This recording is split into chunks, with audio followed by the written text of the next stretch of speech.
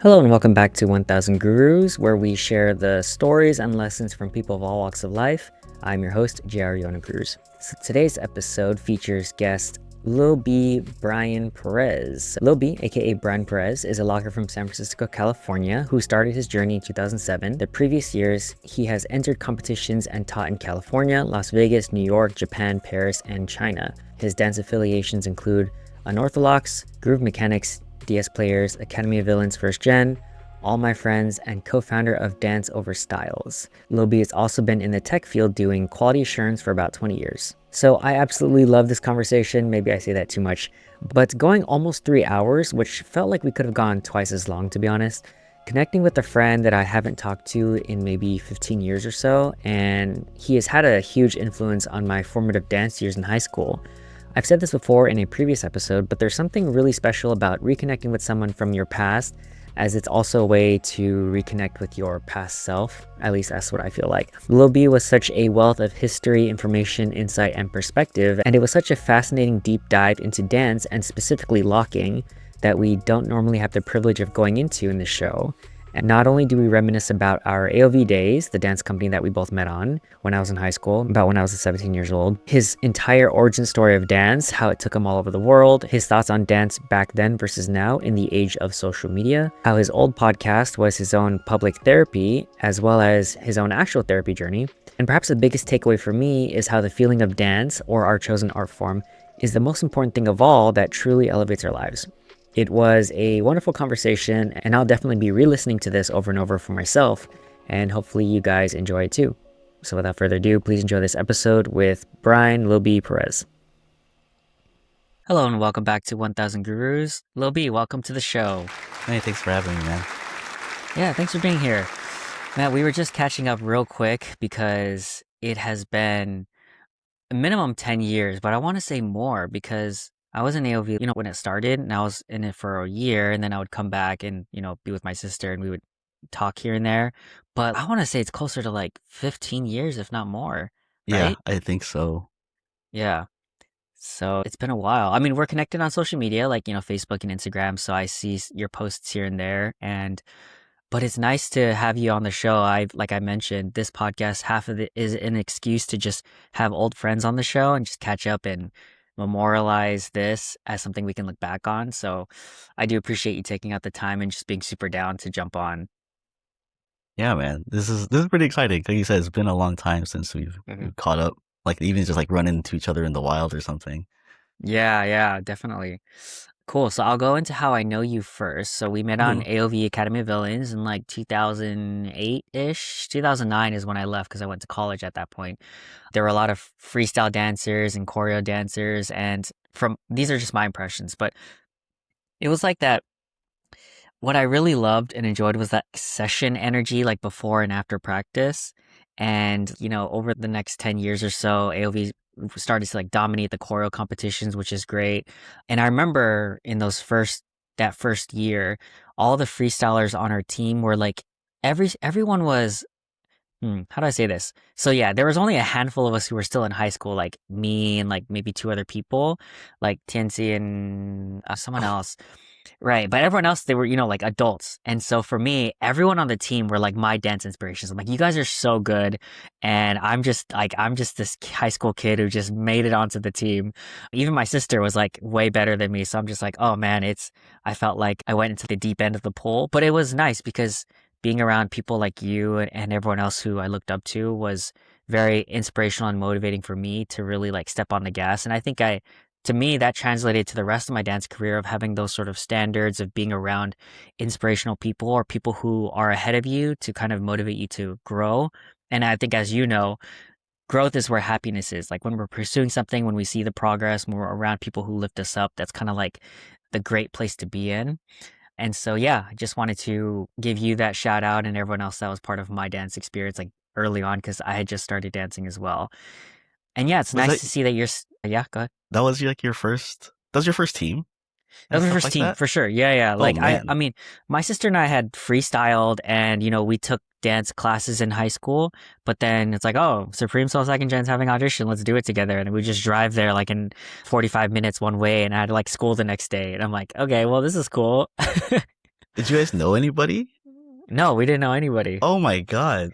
Yeah, yeah. Oh no, I mean, well, so I mean, like, my sister knew RJ and right, and like that group of people, Supreme Soul people, and so like it was that sort of she was more in the community, and I was just the little brother who also danced, and then so we Mhm. joined after that. But yeah, yeah, that was so formative. And oh yeah, I was about to say, yeah, I'm. It's cool to see that you're still dancing as well, because it's such a trip because it just brings me back to my high school days. I'm like, dang, that's like Lil B, man. He was always one of my favorite dancers and freestylers, and you guys would go out to jams and just like, kill it. And so, as a kid, so proud to be a part of a team that you guys are on. So I'm like, oh, so that's just how I see you. So appreciate you. Any clarifications on your end and what you've been up to?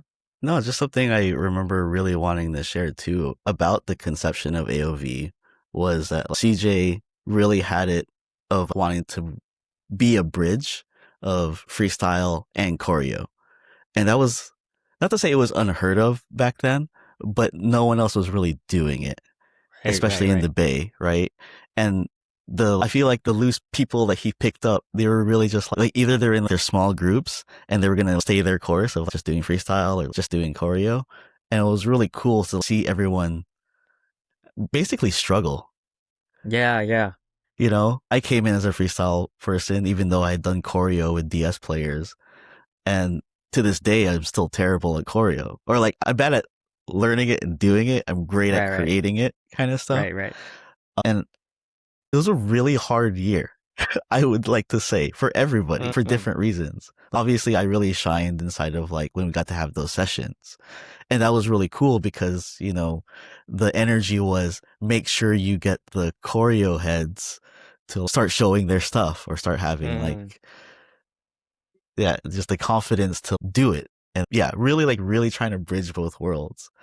And AOV was not okay. When people talk about AOV now, they know it was really successful in terms of doing the competitions and starting the placing and then doing their big shows.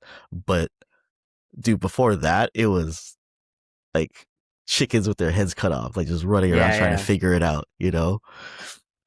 And I actually remember there was one time because I only did one or two performances with you guys. I didn't do the competitions, but I right. remember one time CJ being super upset that they didn't place, and they were like, "Why can't we beat the choreo cookies?" and stuff like that. I remember being like, "It's because you're dividing the team. If you Mm, look at them, like they live and breathe this. It's in their name. You have to play their game and do it better, and your mixes need to be better." mm. I remember like after that, just seeing like everyone just take it in a really different way, and then they started doing their thing. But yeah, I have a lot of fond memories of AOV, and especially like with you and MJ. I don't know if you remember, like we drove to practice together a couple times, like for like a Mm-mm, yeah. couple weeks or months or something. And Yeah, there's we a definitely story I carpool wanted. with people. Yeah. Yeah, I remember taking you because I lived around here, the same area I'm living in now. And there's a story I wanted to tell you about because I remember I think one of the first times I drove you, I think we were just listening to music, and my girlfriend at the time, Kana, was with us, and I was just listening to music, and it was just like a carpool. But then after we got home, like from dropping you off and going to practice, like she was like, "You should be a better." I don't know what the word she wanted to use, but it's like big brother to you guys, Uh, of to talk to you and make sure that you're comfortable and if you're excited for practice and stuff. And I was like, oh, because I didn't really see age like that. uh, You know what I mean? I didn't see myself as above you or older than you like that. It just maybe like mm, I could drive you guys. But she was more like, I think, talking to me like, be more of a mentor. And I was like, I didn't know. She really like, was like, you gotta take better care of them. uh, that's very sweet. That's thoughtful. Yeah. And I didn't think I was doing anything wrong. But then, that didn't Yeah, really like, I didn't really understand that till a lot later of what being a mentor would be like or how it makes me feel. I love the idea of mentoring because I think I'm better at that than teaching. that makes sense. I feel the same way too. Like I've taught dance over the years, and I've told people it's like teaching dance is great, but I love the mentorship more than teaching dance is like a medium to mentor people, to coach people, to help them get to where they want to be. But dance of the technical aspect of that and developing their artistry, like to me, that's fine, but that's not like what I really enjoy about that. and even my current dance experience. Like I've been a director on the K-pop team that I'm in for the last 4 years. And that is the part that I enjoy the most is being that sort of mentor figure. Cause I'm like, man, I've been in the dance community, different dance teams for the last 15 plus years. Like I know how this goes. And I just want to make sure you guys have a good experience, even though there's this huge generational gap. Like I don't understand you guys at all, but I just want to make sure that you guys have a good experience and ideally better than what I had, right? Like just to fix the things that weren't always the right way and making it good for you guys. And I think there's something very fulfilling about that. But of I course, was just like I don't, yeah, so I was just thinking the same thing of like I think CJ to us he was a pretty good leader, but I think anyone from the outside looking in would be like, wow, it shouldn't be like that. yeah, And I think a lot of us in AOV or like the AOV adjacent like teams, like the ones in Hawaii and stuff, I think they hmm really took exactly what you said and was like, I could do that. I could do it better in my own way. Not, hmm not to say like he did bad, but there's the things of having someone that was very open with us about frustrations and like the winnings and things like that hmm and how to treat and talk to people that was like, oh, I could also treat and talk to people in a way that is conducive to like what I feel is good for mentorship. yeah. So it's cool to see you also talking about that because, I'm realizing I'm placing the blocks of like 15 years of memory gap and catching up with you. Because, yeah, you Yeah, were yeah. just like a hella shy ass kid in the back of my car. Yeah. No, I mean that was exactly again, I told you, I felt like I did not belong there because I was so like not experienced in freestyle. I am very like high school level of choreo, and so like I'm just, MJ's little brother who's like the same, just not as good. Well, you But it know was that we didn't nice to be see you that there. way though, Of course, right? of course, of course. I totally get that. But it was more just, and I was like, of course, one of the little bros.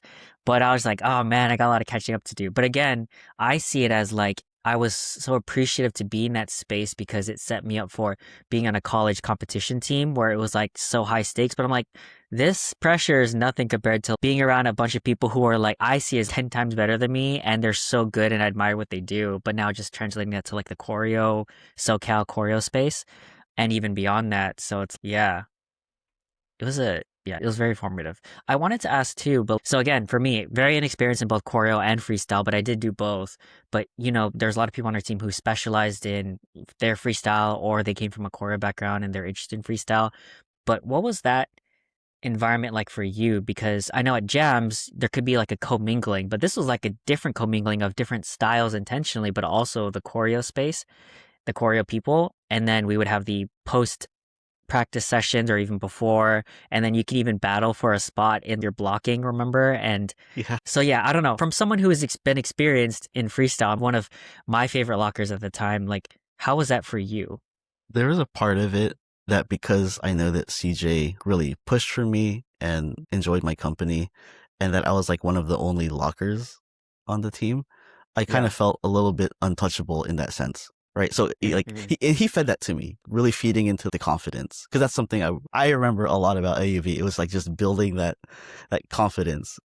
And even though MJ, and I always think about this, MJ was there, but it was very broy, right? Mm-hmm. In Yeah. a way that Yeah. we can shit on each other and also lift each other up. And I think us, especially being like best friends with Haji at the time, like his confidence is off the charts. Still, Yeah. Yeah. Yeah. Yeah. I actually got to meet with him in Okinawa last year. So that Oh. was also a 10 plus year reunion. But his confidence really rubbed off on me, and it was very. Well, I'm like 22, 23 at the time, and so my ego was really big. I know Mm-hmm. that now, looking back, I got to get slapped down for how big my ego was. But it carried itself well and matured inside of AOV, for better or Yeah. worse. Probably okay inside of AOV, and it was really bad outside of it. Oh. I think one of the hardest parts was getting people to, like, there's foundations that you need for both, let's say for locking, popping, and house and stuff, but there's also foundations that you need for choreo, right? So actually, I think some of the hardest parts was like working with some of the breakers because I didn't speak their language. Like, yes, we're both freestylers, but I'm like, oh, I don't speak your language to help you understand where I'm coming from with my take of what choreo is. So it wasn't just this and that. It was like inside of this, there was like multiple facets of that, right? Right. And trying to see, like, they thought the things that I do are like really cool and that should be highlighted. I'm like, I think I just dance. I think I'm just like the up top, like I'm just doing like, Yeah. you know, nice, pleasant things. But you guys are the power heads, or you can be. Those need to be highlighted. But how do we work these into making our little choreo together? Because that was something that we would do too, right? He would just like pair up a bunch of different Yeah. groups and be like, make something. Yeah. Do some blow up or some sort of thing and Yeah, show us at the exactly. end. Yeah. Dude, some of those were so dangerous. Yeah, I, for sure. For sure. That danger has carried over the next 10 years beyond that. They would just throw themselves and like, dang, y'all are crazy. yeah. And I was gonna say too, I think when I'm looking back now, like you and like TNT, like especially the youngest guys, like your presence was actually, when I look back, it's really big for us because it was kind of told to us too, make sure that you're like showing them everything that they could do. Mm. And I think especially for me at the time, my best way to show like you and MJ, like what I could do was just to just dance the way I do instead of talking about it so much. And I felt like a lot of the other guys like my age felt that of like, they're watching when we have our sessions. Just go, just do it. Cause this is the part that we're good at. We sucked for this past hour, you know? I mean, it showed because at least for me, I was watching every single person. I distinctly always remember this. When we'd freestyle and everyone's amazing, and then as soon as CJ comes on and he starts freestyling, everyone stops and we just watch and we're just like, what the, I don't even think I dance anymore. It's so crazy. And so, yeah, so for CJ, that was like his level and his tier. But for me as a 16, 17-year-old, that was also my experience for everyone else there who were good at crumping, locking, b-boying, everything. And I'm like, dang, okay, I'm just like a sponge. And even though it's very intimidating to be a part of that, but you're right, it was very bro culture. And so everyone was really nice and supportive, even despite all the shitting on but I think also too, because I was younger, people don't really give me shit. I was just kind of there, and which is cool too, because it's like, oh, I get to enjoy you guys shitting on each other, but no one's picking on me because I feel like that'll be like maybe I'm just because I'm just a kid. I And think yeah, my sister I was think also there so. too. Yeah, and I Yeah. think that also really helped too because there was no, sometimes in groups it ends up like this for a little bit, right? Like one person kind of receives the brunt of that, where it's kind of easy to, maybe they're messing up a lot or they're just kind of, I don't know, especially in the bro atmosphere, which I don't cater to anymore, but that's just how it was. But no, you guys were like the golden childs. You guys were like diamonds in the rough, yet to be like, and I think everyone knew that you guys were watching because it would show up. It would show up at the next practice or the next session, and you would just be like, they're getting better. Where like some of us, we don't know if we're getting better, especially in the context of what AOV was. Like me and Haji would talk about, I'm improving my locking, I'm winning more battles, but like, I don't know if I'm actually doing anything here. And I remember most of the last year that I was in AOV, I wasn't even actually there so much because I was traveling a lot. I was preparing for the All the Way Live competition. So I was like in Japan, and then I think I went to Paris that year. And I just remember I would come in on practices and just give CJ my throat piece. Oh. Because I was like, I don't need this. I'm going to get more. Where's yours? Yeah.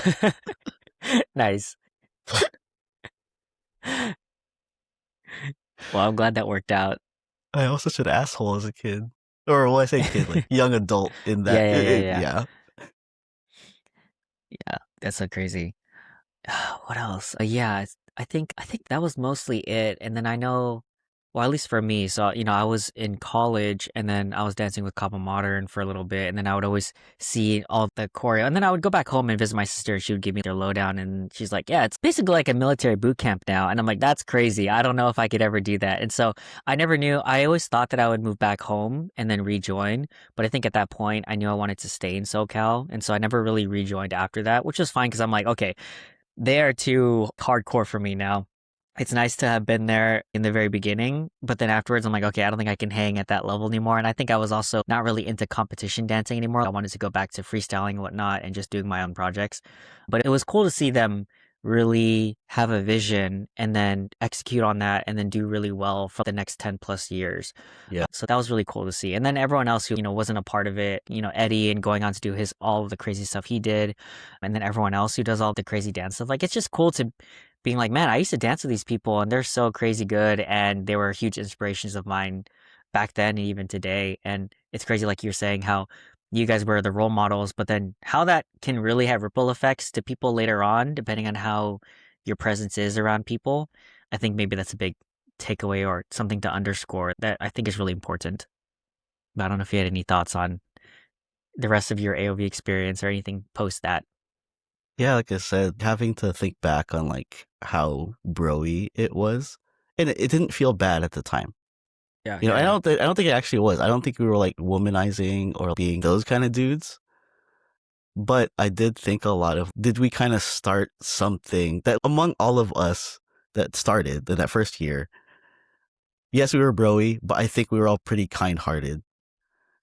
We're not the type to mistreat people, but I think the way that we were, like the way that we joked around and stuff, maybe kind of caused that ripple effect for the following generations. It's I can something see. I had Okay. thought about, Yeah.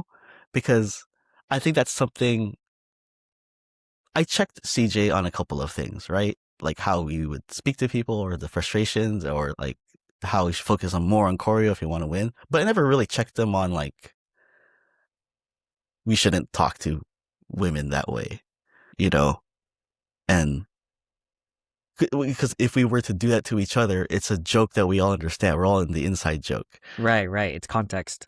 Yeah. Or, one of my first memories of Haji was it was a Daily City battle and there was like an early cipher going on where everyone's just getting warmed up, getting cipher. And Haji walked in with two of his friends, two of his hot friends, and like just in his zoot suit and just walked around in a circle, let them go and started killing it, right? So that Yeah. kind of like confidence and character.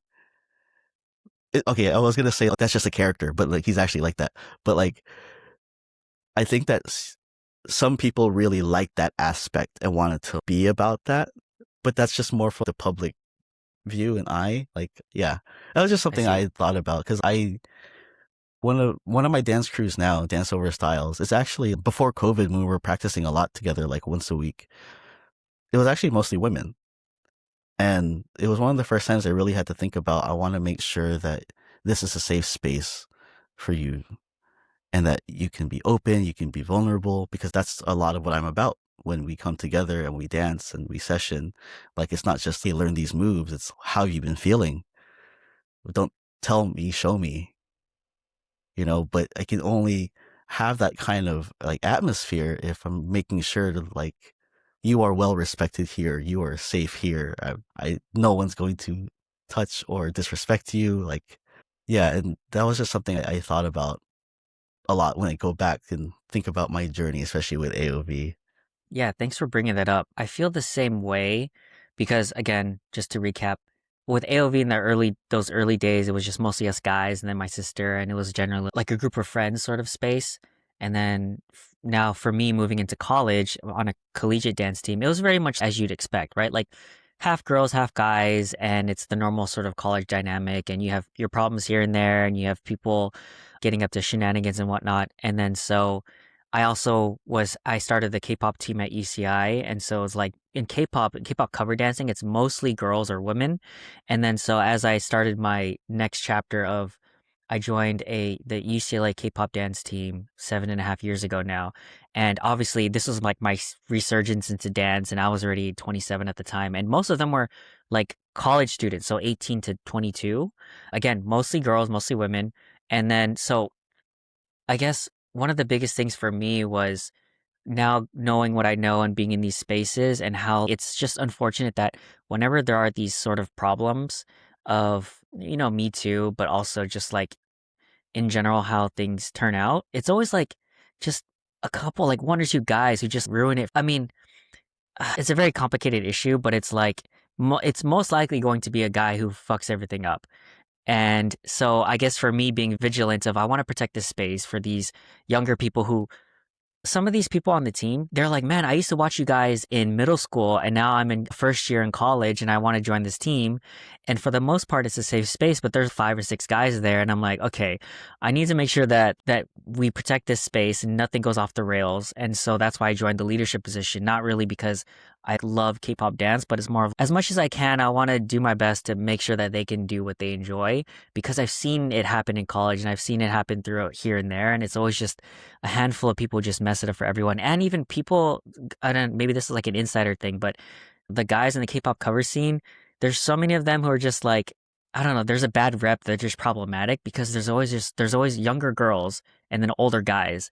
And I'm like, okay, look, I can't control the community, but at least I can help maintain as much as I can this space to be like safe so that they can do what they enjoy. But that's such an active process. And then it's just once you, I don't know, unless everyone's aligned on that, it can just go off the rails. And but it's also a college team. But I don't know. Hopefully that gives enough context for me. But I'm like, that's just what I'm trying to do. But now I'm going out of it. It's your guys' problem now. But hopefully the culture maintains, moving forward, right? Yeah. So yeah, Yeah. The reason I brought it up is like, I wish that that was something that we had collectively thought about and acted upon in those early formative, I'm a right. young adult. You're not even like out of high school yet. But if we were already thinking about those things and talking about it in a way that was going to be conducive to like the community that we're in and the communities Hmm. that we'll be a part of, and then whatever AOV or all of our other, you know, connected groups will be doing. Like, how do we make sure that we're creating these safe spaces and being able to call in or call out whatever we need to when it comes to like problematic, well, guys, really? Because a lot of us were, again, very broy, very young, we thought we were mature. Some of us thought we were Hmm. mature, but we were very immature, Of course. especially, yeah. So like even when like the Me Too stuff happened, like that was a really like reality check, and me also just being like, is my name gonna pop up somewhere for something that I didn't realize that I had Right. done? Right. And it was scary in a way of not like, oh, I got caught on something, but scary in a way of like, I should have been already doing better. Because I've always wanted dance to be as safe as it could be, because it was my safe space. Right. Right. Of Growing up, course. I'm like the short Filipino kid in Daly City. I'm picked on by everything and anyone. Yeah. Start dancing, and I'm like, oh, I'm a little bit more untouchable. That's nice. So That's I true. I always hope that people could feel that sense of, it wasn't just confidence that got me out of it. It was like being in a safe space, but easier for me as a guy Of in course. those early formative years. And I wish I had been more like, everyone should feel this way. Everyone should feel like we're doing our part, you know? But I'm glad to hear you took up leadership positions to be able to act on things like that, because I think it takes a lot of us who have the thoughts on it and the actions and the people that we're connected to be like, a big change needs to happen. you know Mm-hmm. every little group is going to have their big change, and hopefully that, I'm a really big believer in like those ripple effects. Hopefully just Of something course. happen Yeah. bigger you know Yeah. Definitely. Thanks for sharing your perspectives on that. And I think it's very insightful as well. Something to think about as as we move forward. And for anyone else who's listening in dance spaces, I don't know if you know Arnel Calvario, but oh he's also yeah. a big proponent of that. We had him on the show, and I'm glad that people like him are really active in trying to keep and maintain those safe spaces so that future generations can have the ability to grow in those spaces and not be tainted as much as possible. But it's such an active process, right? Everyone needs to buy in on this and actively maintain this space. Everyone needs to do their part to clean up a little bit. And I Yeah, think that's always going to be a very important part of our dance communities. I'm so glad you know Um, Arnel. Arnel is a national yeah, yeah. treasure, dude. He is. He is. It's crazy because obviously he's our Cabo Modern's Yoda, but I never really talked with him. I knew him and we had chatted in passing and stuff like that, but it was such an honor to have him on the show to really dig into his Yeah, story and really connect with him. And he has so much generosity of spirit. And it's like, it's those things where you see him from far away and you're like, okay, he seems great. And then you meet him and you're like, he is actually really amazing. he And so truly is. I really appreciate people like him and him especially. Yeah, He's one of definitely the one of my inspirations. I always give it up to him because I think everyone in SoCal knows him for who he is. right? Especially with like Kaba and all of that stuff. But a lot of us also know him as the biggest fan of locking, like Yeah. the biggest. Yeah. Yeah. Like anything that Don Campbell was a part of, or with Tiff and Donna, he was there. He Yeah. loves it, and I've Yeah. always loved I love him, but also always love that about him. He's just like Mm, such a it permeates from him because I love this stuff. I love you yeah. guys. This is crazy. Yeah. Yeah. Arnel's amazing. Ah, I gotta reconnect with him soon. Maybe have him back on the show. Because even just digging into, his 40 plus years of dance experience and being in the community and history, seeing it over, it's like in the best possible way. It's like opening up a history book and you're like, wow, none of these things, obviously, we try to teach history as much as we can because it's so important. And then when you get to speak to someone who was there and who has that sort of that perspective of how things have changed over the literal decades, I was so fascinated. I'm like, I can talk to you for hours and just pick your brain and get how you see things and how things have changed. And that's fascinating in itself. But even just being around him and getting his insights and his perspective and just being inspired by him and how he thinks and what he's currently even still doing to this day is so great. So hopefully more people can take that away and be that sort of Arnel in their own space, I feel like. Yeah, You know what I mean? I agree. Yeah. Okay, so if is there anything else that you want to touch on for before we get into your own personal origin story and your kind of life trajectory up until now? No, I'll just kind of leave it to you at Yeah. this point. Yeah. I mean, it was good reminiscing and catching up again. I think I said what I've said. It's you were a huge inspiration to me, everyone else in our AOV like first gen fam, and nice to see people are still dancing and generally doing well. Yeah, and I think it's just I look back on it fondly with a sense of like pride in a good way to have been a part of that and to have been like connected to you guys. So just wanted to leave it on that. Okay, so origin story, life aspiration, career trajectory. So Brian, Lil B, Perez, where did you grow up and what were your biggest influences? So I grew up in Daly City, California. Some people would say it's like a little Manila, but so it's With all Filipinos the everywhere. Yeah. all the rice, the fog coming from the rice cookers. Yeah, we're the home of the first Jollibee in America. Really, I didn't know that. Oh yeah, yeah, I was there. Interesting. Oh, really? You were Yeah. there. It was a historical event. It was a That's historical crazy. event for the Philippines in Yeah, Daly City. Yeah. that's crazy. I didn't know that. I mean, that's a good, I don't know if I wouldn't have guessed, but that makes a lot of sense. Cause I'm like, okay, what, Milpitas? Like, I don't know, like somewhere else, but yeah, that makes sense. Yeah, I don't know why. It was like Hmm. it was like 5 blocks from my house. Oh, okay. Dang. Yeah. Okay. It's Daly I City. so I didn't really grow up. I don't say I grew up dancing. I was around a lot of music because my dad was a musician. He played guitar. He played in bands. So I was around music a lot. I like to sing. Dance was just kind of like always a part of my family in a sense of like, Genetically. yeah. And also, I'm growing up in like the early 90s. So they're just playing like Michael Jackson, like all Mm. of the time, you know? So, and anytime I see like dance inside of like a Disney movie or like the Goofy movie, I'm like that. I'm going to be Max. That's who Yeah. I'm going to be. So it was always just like a little bit like around me, but it's not like I took up like breaking or something. I didn't like, I was like, oh, I want to learn how to like swipe.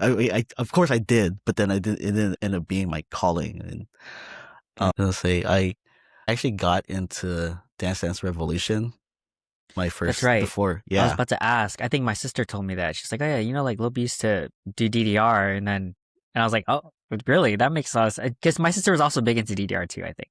Yeah. That was like, to me, my origin story into dance. Because I got into that right before high school and it was a part of like my whole high school experience. Mm. Not at my high school, but I had the DDR community, the general NorCal DDR community. And so I was like 13, 14 at the time. And I'm going to like Sunnyvale and Milpitas. Like I even went down to SoCal a couple of times without Oh my wow. family knowing. How did you manage that? As a My high school friends, kid? yeah. So I had a lot of, like you said, when you came into AOV, like you were the young head. Like I was one of the young heads inside of DDR. Uh-huh. And I feel really lucky now looking back and thinking that there are a lot of these people that were like 18 plus, like 20 something plus, who were taking care of us. Like Mm. they would take us to the arcade. They would just make sure like we ate and stuff, and it was a very safe environment. And I think that was really conducive to the way that I thought about communities, later in life. But they really took care of us. They weren't like drinking or doing drugs or like anything like that. And like they were like full on adults. Like they just wanted to hang out, be at the arcade or be at their house that had a DDR machine, and we would just that's all we would do. Like play games, just hang out. We were in the fighting game community. There's a lot of arcade things. So it was more Right. like the arcade stuff. But DDR was also my huge launch into, I like the freestyle. So I didn't just hit the arrows. I also like danced on the machine. That's what I was known Mm. for. And then we had freestyle competitions. I did fairly well at those. And so the age before YouTube, I was already kind of like all over the internet in terms of if people were looking up DDR videos, they had seen me Mm. dancing from Oh, like the that's ages of cool. like 14 to 17, 18. And I still hear about that today. People still say, oh my God, you're like one of my biggest inspirations. And sometimes I hear it from dancers and sometimes I hear it from like people who play like DDR things. And I was like, that's really Yeah. cool. Dang.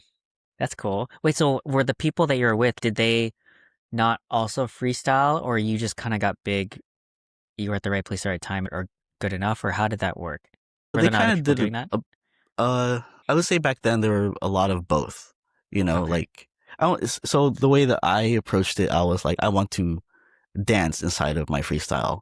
Or like Uh, maybe some of the older guys ahead of me were like, yes, they did dance. They would dance, but sometimes like I just want to do it smooth.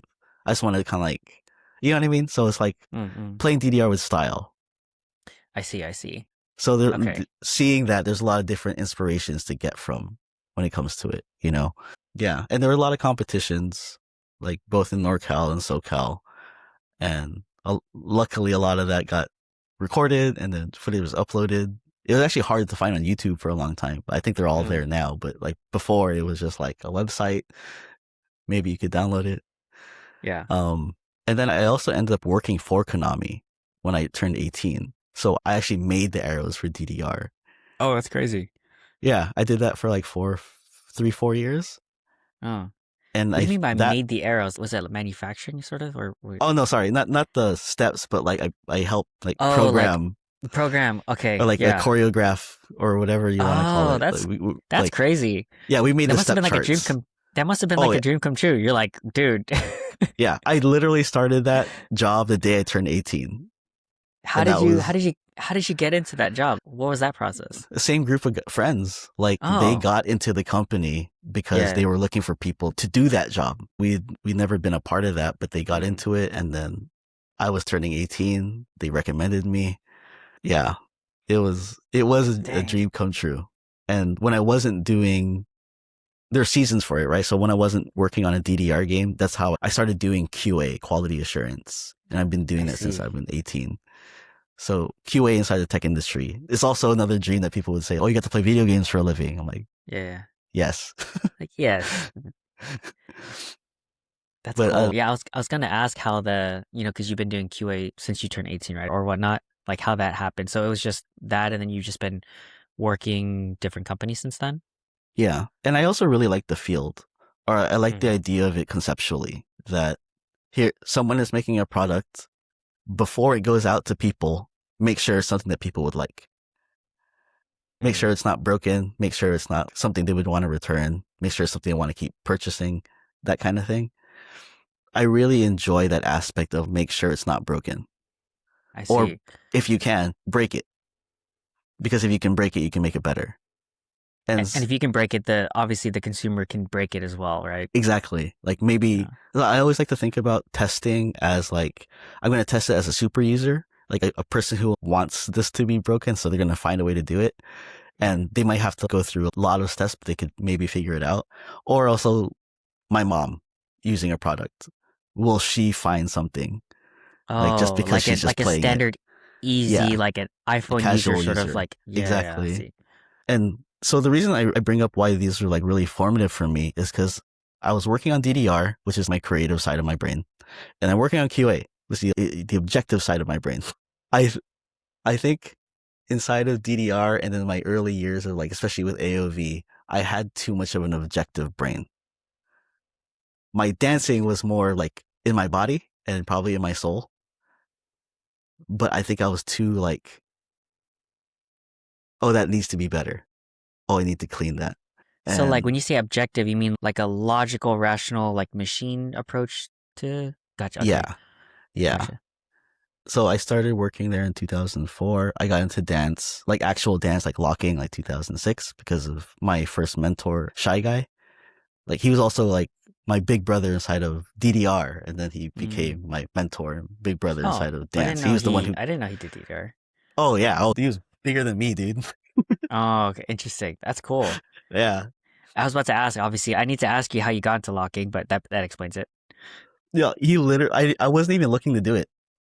Uh, He, he was going to college at the time and he learned hip hop and then he met Seach, started learning popping and then uh, started learning locking. And he just thought to himself, I think Brian would like this.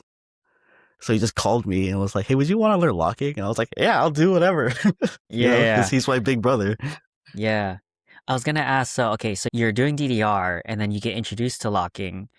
What about locking did you really l- lock onto? Would that you really enjoyed, as opposed to you would eventually be exposed to these different styles? Why locking at that point? So it's Like, what really about it? funny. When I first started seeing like, actual videos of locking that like Shy Guy, I call him Jihan, so I might switch it up. But Jihan showed me. So they would do a lot of like twisting their hats and point at the audience and like stay in position. And then I realized when I was seeing that, I'm like, these are the things I would do. Like when I was like doing DDR freestyle, I would point at the Oh, audience, I would turn my hat, I liked I like holding poses. And so it was just more wow, I think I've already naturally kind of been doing this. I didn't know that there was an actual style. interesting. Yeah, so So your growing up, natural movement was like was very similar when you saw it in locking. You're like, wait, I this is kind of like what I do already, like my natural style. Huh. yeah, I think it was a visual, well, there's a name for this. And then and I think more than the moves, it was more like the feeling that I Mm. got from it of like these are just performers. They're performing. And yet, yes, they're dancing, but they're making sure that they're memorable from the way that they dance, the way that they move, the way they show you the music. And I was like, conceptually, this is all clicking. This makes so much sense to me. And when I'm younger, I only really see like breaking, right? Like in high school, I only see like breaking. Some people talk about like, oh, I learned pop locking, and they would do stuff like this, and I'm like, Right, right. it doesn't do anything for me, especially the way you're Mm. talking about it. But then when I saw locking, I was like, yeah, there's something. This is really connecting all my links. And I saw P lock. So the main ones that you would see, especially at the time, was like P lock, the Go Go Brothers, Hilti and Bosch, and then you also see them in battles. And when I saw the battles, I was like, this makes so much sense to me. I want to be able to do this. And I'm seeing them on big stages in like Japan and Korea and stuff. And I'm like, what's happening here makes so much sense to me that I could do. When I saw Mm. footage of breaking and stuff, I was like, yeah, I can't even hit one windmill. I'm not going to try to outdo you when you can do a million. It's just, Ah. yeah, Okay. So something about the style, the feel aspect of it, and how it made you feel watching it really resonated with you and how you wanted to dance as opposed to these other styles. yeah. That makes a lot of sense. I will say that even just watching a short freestyle video of you, you are such a feel dancer. And it's so easy to see that. You're like, oh yeah. You watch a Lil B locking video, you're like, dude, this dude is feeling it. Like I think that's a hallmark of how I see you, your dance style, and so it makes a lot of sense connecting those dots. Thank you, man. That really, like, it touches me to really hear that because I think that's something that I had to, that was a big part of my journey to understand that about myself. Yeah, because I think especially during that AOV year when I said I wasn't really a part of it and I was coming in and out, like I was doing a lot of battles that year. Like 2010, I think I counted like I did like 45 battles. Wow. That's crazy. Yeah, that's more You than one a weekend for a year because sometimes there was like two or three during a weekend. yeah. Why do you think you were so hungry? What was the motivating thing? Made So you push harder? for that one in particular in 2010 was the Go-Go Brothers were going to come to All the Way Live in Fremont. So Mm. they were going to, we didn't know why they were coming.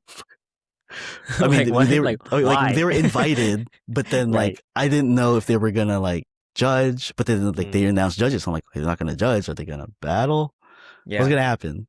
Yeah.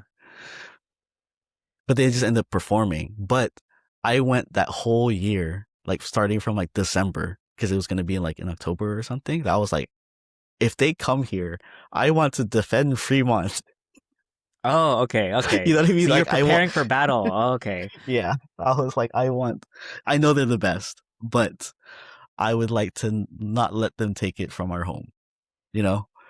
Ah. Did you So feel like I at that was, point you were like it was like you were close enough that you could kind of fill the gap? no, Or not at okay, you're just all. like, let me just do my best. Yeah. Okay, okay. So I traveled as much as I could. I went down to LA a lot that Uh, year. Like I would just take uh-huh. the drive and just be at Homeland and be with other lockers and poppers and try to meet the OGs and just train. I trained my ass off that year. And I think it was like a little bit during that, but afterwards that, oh no, it was actually the day of the battle. So I grew up religious. I grew up in a Catholic household, but I never Hmm. really felt touched by God or like in that way, especially through the art. Mm, But during that day of All the Way Live, I felt like I was on autopilot. Like mm. I just was going. It was weird to say. I felt like I was kind of like watching myself from a distance, and I felt, Like in a flow state, sort of. yeah, but it was like the Yeah. whole day. I woke up, Uh, like I knew what trail mix to grab. I knew what clothes to grab. I packed it all nice and neat, which I don't usually do. I drove there and I was like, I should pick up Subway. And I would go pick up Subway and I would just like periodically take a bite every like half hour. It was weird. I was just like, this is so unlike me. But I kind of felt during it, like during the whole day, I'm like, I think I'm like hearing or being moved through God. And I used to say like the God, the universe, and now I'm like not so shy to just say like I think it is kind of God pushing me. But I'll still say universe because that encompasses, you know. And so that was one of the like the turning points for me to be like, you know, what is dance for me? What am I feeling? What am I going for? Like physically, how do I feel about it? Like mentally, like where am I? And then especially emotionally. So I don't know if you knew this, but so I think I met you 22, 23. I lost my dad when I was 21 to cancer, and I didn't handle it very well. Like looking back, I think dance was my escape. I know I said that, you know, early on dance was like a safe place, but that's also when I was yeah. like in high school and stuff. I was like, oh, I can kind of dance, I can do things. But inside of going into DSP, or especially going to AOV, that was more like a kind of an escape route just to not deal with my feelings. I know that now because I've done a couple of years of therapy, like primarily on that subject. But looking back, I was really lucky that I had all of you guys that just kind of fed my hungry ego, which was hungry because I didn't want to deal with the loss of Mm, my father. yeah. So when it came to understanding my dance and my art emotionally, I felt like it was the closest that I could be to communicating with my dad. So like when I say like my dad or like God, the universe, it all kind of ends up being very similar to me of like just reaching out to the cosmos. Of this is why when I point, I feel like a ray of light coming from my finger going to as far as it Mm, can, you wow. know? Because I used to say that about locking. Like when you train locking, like point to the very corner of the room. And what's interesting about that is like the OGs also carried a similar concept. I just didn't know. But then, you know, I had that too. And I don't know, just something about performing or being a performer inside of locking. Cause I feel like that was my art form, right? Like my dad's was playing guitar and singing. Like I've seen him in his space for like my whole life. And then I'm like, I think this is mine where I feel like I can kind of be like that. I actually haven't thought about these things in a long time. Mm. So yeah, I think it's a different spin on the context of what I was going through inside of AOV. So that machismo kind of stuff and like being with the boys was also always just be like, don't look at me, but look at me. Yeah. No, I feel like thank you for sharing. I didn't know that. Sorry to hear that, but it makes a lot of sense and it gives a lot of context and color. And I will say that I feel like a significant part of us have similar experiences where dance is kind of our creative outlet, something that we can direct our energy towards, whether it's we're trying to put something away and not deal with it, or just being in the moment because we're so in the zone. And you know how they say that when you are present in the moment, that's when you are, all the positive emotions are in the present, whereas all the negative emotions are future or past. And so when we're in the zone, we're in flow and we're like dancing and we're in the moment. Obviously, we're happy because we're in the present moment. So that could be seen as, like you said, a positive thing or a negative thing. It's like not dealing with our problems, but at the same time helps us to get through it sometimes because it forces us in the moment and just being aware of the present. So yeah, I really like that. So I guess going back, so you were hungry, you were doing all these competitions, you wanted to defend Fremont. You mentioned that day you were like in super flow. I'm curious now, so how did that day turn out? What was the recap of that? Oh, so the Gogo Brothers didn't end up entering. They just did the Perform performance. exhibition? Yeah, yeah. Yeah. And You didn't call him uh out? no.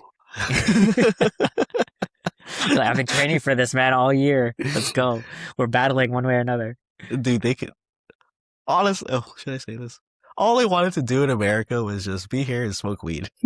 Oh yeah, well, Yeah. that's there's nothing wrong with that, you know? No, there wasn't, especially at the time where it's not Yeah. legal anywhere else. Oh yeah, yeah, yeah. But the recap for it was I don't remember my exact top 8 right now, but in I remember that I battled Tiff in the top 4 and I battled my mentor, Shy Guy, in the finals. And the judges were Loose Caboose and OG Skeeter Rabbit. And even though I knew I wasn't going to be battling like the Go-Go Brothers anymore, it meant a great deal for me to be able to show up against Jihan because during that 2010 year was when my locking transformed from being like, I was going to say objective based, but more like just physical, or how do I explain it? It lacked groove. Okay. For my first 3-4 years, it lacked soul and groove in the way that I trained. The way that I Mm, danced, it came out, but I didn't train those things. interesting. So it wasn't really until 2010 that I was like, and it was those late hours. Like after AOV practice, I wouldn't even come to practice. But after AOV practice, I would ask, could I use the studio? And I would be there from midnight to 6 a.m. just drilling, training. I told myself I'm going to prestige my locking and I'm going to start over from the beginning. I'm going to teach myself how to do it. I don't know it, but I've kind of done it before. Because I played a lot of Call of Duty at the time and you could prestige your guns. And I was like, Yeah. prestige your locking. So that's what I did. And I had kind of always felt like I was in Shy Guy's shadow for especially that year or two. And I kind of wanted to show like, oh, I'm not just his student. I'm proud to be his student. I definitely am. But I also want to show that there's a side of me that I worked on, that I trained, that I developed. And I want that to show. And I think that all the way live, especially in the finals, that was the first time because I felt very connected and I was like just in that flow state that I feel like that got to be showcased. Even though that wasn't like, Mm, it's hard to say that wasn't my intention because I don't feel like I really had thoughts during that day. It was just go, just been in hundreds of battles at this point already. Just go. And I ended up winning, which it was just big for me. That was a big moment for me to not feel like, yeah, I feel like I wanted to step out of his shadow and not in the bad way, not like he was bad or anything, just, for me to grow up. right.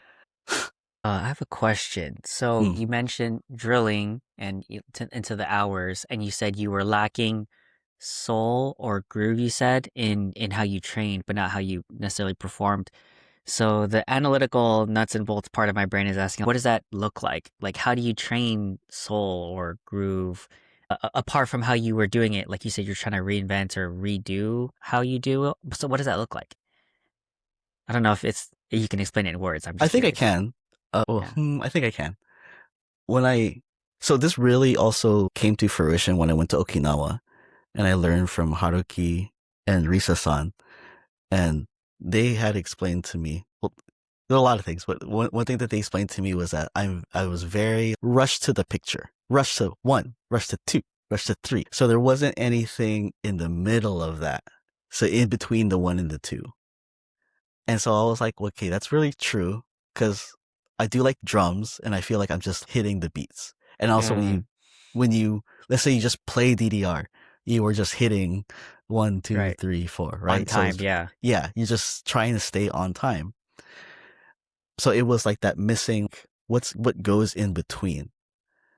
And so for me, I never use my chest in anything when I dance or when I did locking. It was just like up, lock, then lock, and then point, point. It was very stiff, but my speed made it look cool, I Yeah. guess. Yeah. I Yeah. wanted to be fast because I figured as a short person, be fast. But also the way that I heard music, I think I hear it very soulfully. And so I was like, well, how do I that part where I hear the soul, how does that go into here? So I started more thinking of like, okay, so if my hand comes up and out, I taught this to you guys too, like it comes up and out. What is my Mm, body doing? And not just stepping wise. So I started thinking like, okay, if things start from the center of my chest, that my chest goes up and out and moves with it. And so all my dancing came from there. And then they were like, but your head's not moving. I was like, okay, what does that do? And I remember that my friend taught me that the way he does his up groove was like a cat being picked up. uh, So you pick them up from the back of their neck, their head stays down, right? uh, So I took that as, okay, my chest goes this way, my head follows after. My chest goes this way, my head follows after. My chest goes this way, and now I'm just doing that, and now my arms come out with it, or the outer limbs come out with it. So it started being more about locking was on the one, the two, it was just picture frames. And now I'm mm, like filling in that middle with mm, this movement of like, and it comes from a specific place. For me, it came from like the middle of my chest. And that's what ignited my hips to want to move with it. And then my head and my neck and my shoulders, everything started functioning. I learned about body control better from having that. Even though I'd been around Haji for years, he couldn't explain to me what body control was. He just had great body control. But my body mm, control came from, oh, I'm in a state of flow. Not really flow state, but my body's in a state of flow. And then I stop it or I push it or whatever it mm. is. And that was something that was not taught to me in, my first 3-4 years, especially even being with DS players and AOV. It was just locking is the picture. I guess you could also say like it's like a coloring book. Like here's the first page, here's a lock, but now I'm gonna color it in. Oh, I like that. That makes a lot of sense. That's also how I was taught what a groove is. It's not like A and B, but it's the in between that, right? Mm, Would you say that's kind of similar? yeah. Okay, okay. It, So you're adding that groove and that soul by unlocking everything in between just the two pictures, yes. which includes like your chest and your hips and everything. And yeah. So something I've been struggling with even like the last couple of years when it comes to like teaching and mentoring was, is there a way you can skip that first 4 years of me just being that picture book Yeah. and then go right into coloring the page Oh, and have it all together? But I was like, maybe you can't because I think you need those couple of months or years of just straight drilling because that's yeah. what gave me the physicality to like have the arm strength and speed so that when my body wanted to be chill, I could have that outer part of me that would just come out. You know what I'm Hmm. saying? Yeah, that makes a lot of sense because it's like so in the coloring book analogy, it's kind of like you learn how to draw like the outline, and you need to be good at that before you can just color in. And it's also the same thing as learning Yeah. foundation before you can learn how to really be an amazing freestyler. You need to know the technique, you need to know the foundation, the basics. You can't just start off with just coloring with nothing in the like no lines or anything. So that makes a lot of you're right, because you're like, oh, can I just start teaching people how to color? Like, well, I think there might be order of operations here that would make more sense, you know, in lieu of someone just being amazing out the gate, because that happens Yeah. sometimes. And so that was yeah. So that was my issue with the way that we were passing on locking in particular. Mm. I felt like I had to go against the grain and start coloring. Oh, I see. You know what I mean? I think it's really important, like I said, to teach and then learn the foundations and drill the foundations. Mastering the mundane was what Siege taught me. But I Hmm. never really understood what that meant. I just would just do it. No one really explained to me at some point you're gonna start coloring in this book. Mm. And that's something that I wish we had really explained better to people, that they're, like you said, order of operations, like why this part is important. And I didn't even know it at the time. Even when I was teaching, I was just like, this is what locking is. Here's the picture. Mm. You know, get into That's the true. picture. Yeah, that's cool. Yeah, I love that analogy, and that's something I'm gonna mull over for the next few weeks. Me too. Um, The coloring yeah, part yeah, is really yeah, good. yeah. Because I'm thinking about that as I'm currently pivoting back into my freestyle sort of era as I kind of get out of the K-pop cover dance community. Now I want to go to dance sessions or clubs or something like that just to learn how to enjoy dancing because that's where I'm at right now and like learning. I have a lot of technique and foundation of what I like doing, but now it's just like I want to enjoy dancing no matter what the technique is and just using what I have. And then, I know eventually I'll get into maybe taking classes or learning more foundations for things that I want to learn more of, like house or something. But that's kind of where I'm at now. A friend of mine I just interviewed last time, he was like, he's really big on the joy of dance. Some people just do it and they don't even know why they're dancing anymore. And he's like, what's really important is like why you're doing it and how you feel when you're doing it, because what's the point otherwise? And so I'm like, you're right. I think that's why I'm trying to be like, I want to love what I do. I want to enjoy, like, why I got into dance was to enjoy it. And now I feel like I don't. So let me Mm. be intentional with that. I think something that I was talking about. Oh, that's what my podcast was about, actually. Let's Talk Oh, yeah. Locking. It ended up being more about this. And then the way I was conceptually kind of teaching for a couple of years was like, I wanted to teach and cater to people who've been teaching. Because Mm, exactly what you described, a lot of us go through this falling off of, why do I dance? Where's the joy? Even if you get to that question, it's just, because you're thinking so differently about dance, movement, teaching, because you're trying to pass something on. And, and I think it's easy to kind of forget you're also trying to share the joy of it. But it's also because, I don't know, there is the joy of it, but also sometimes just no emotions, just work. yeah. Because you definitely need that for a little bit at some point, Yeah. right? You just need to drill down and do it. But I've seen a lot of dancers, a lot of teachers fall off from the art because of not really having anyone to be like, let's come back to you now. You gave so much to your students. What about you? They were hungry. You fed them. You're hungry. What do you need? And I think that's really important to give to people and share with people. Make sure you kind of think about yourself too. Remember to go back to yourself. And then my teacher, Luz Cabuso, always say, remember what it was like when you first started dancing. Remember how Mm, fun it was. It hmm. wasn't about the frustration. It wasn't about, oh, I can't do that. It was like, I want to try that. And the other thing too, and this is like advice for you too, when it comes to going back into it. And I think something we don't talk about enough in dance is that it's about the music, your connection to the music. Without music, there is nothing for us, Yeah, yeah, you yeah. know? So give it up to your DJ, like find DJs that like resonate with you, find music that resonates with you. Sometimes it's not even just about the people and the vibe, because you could be that person in the vibe. You might be the one who's like bringing it to that room, but it's because your connection to music.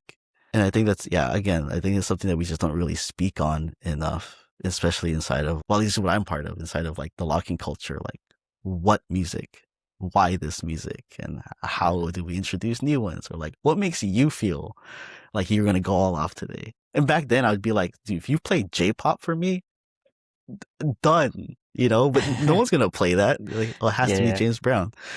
yeah, But yeah, I yeah. was I going to like say, that.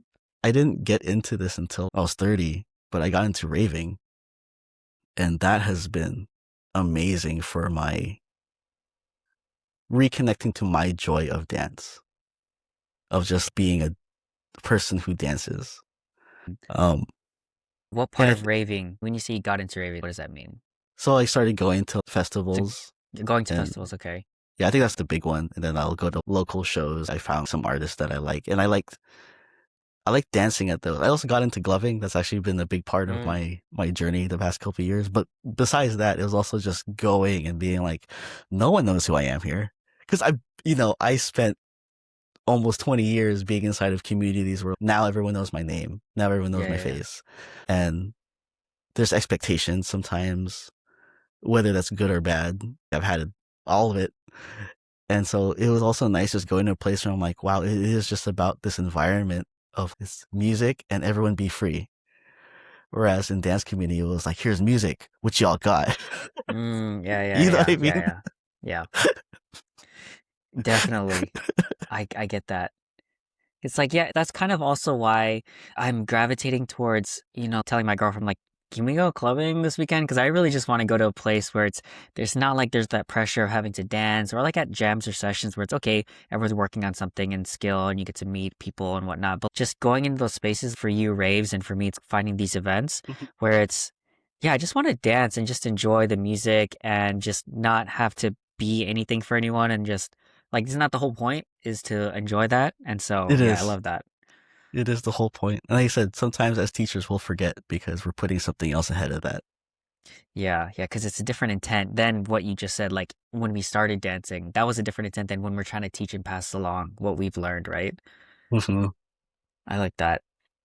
I don't know if you have any thoughts, but I wanted to ask you. So now that we zoom back, so you mentioned your career trajectory, but also your dance career over time has, well, it's evolved over time, but I wanted to ask if anything came to mind specifically how it has. So I mean, you mentioned the whole learning the soul and the groove of it, and then you going to raves and then gloving and whatnot, and then your day job career sort of thing has also it's been consistently QA and whatnot.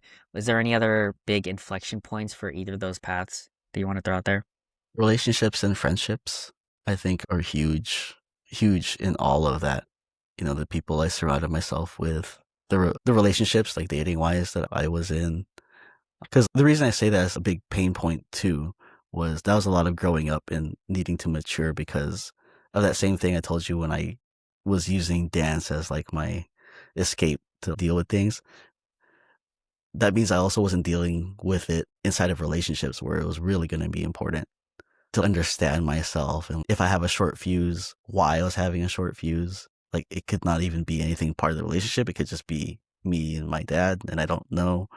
So, and also with my friends, like there are a lot of times I will shut down and be hard to reach. And like that, I didn't realize till, doing therapy that I was like, that's just me needing to shut down to collect myself because I'm overstimulated or I'm overthinking.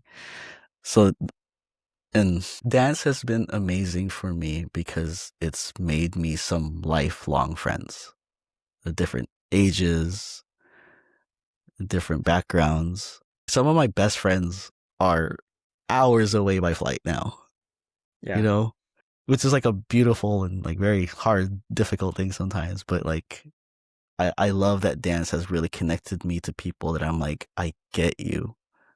And I really feel seen by you. And it wasn't just because of the way that I danced, it's the way that I carried myself, the way that I shared how I was feeling, what my journey has been like. But especially, I think the big thing is just how I've been feeling because I travel so much and I have a lot of gratitude for being able to travel, right? And I think it's really important that as an artist and as a person that wanted to be connected to people, that we need to be able to work on ourselves and share the tools and methods that we've used to try to work on ourselves and what worked, what didn't, and also just going through that thought process. So when I was doing the podcast, it was really an open public therapy thing for me and Kaistar. And I think the other big point inside of all of that you were asking, I think me finally going to therapy like 4 or 5 years ago Hmm. was such an important step for me. So important. And I grew up in an age of guys that were like, I don't need therapy. No, that's only for crazy people, you know. maybe it's also just being Filipino, but I Sure, also of know, course, yeah. right? Which is crazy because a lot of my family is inside of the health field and they would still Uh-huh. be like, no one needs therapy like that unless you have Yeah. something. I'm like, no, I needed it. I didn't know that. Yeah. But I say that because, and again, I think it's kind of a little bit full circle that us, especially as guys, never really talked about things like this, like needing certain kinds of help, or if we can help each other with it.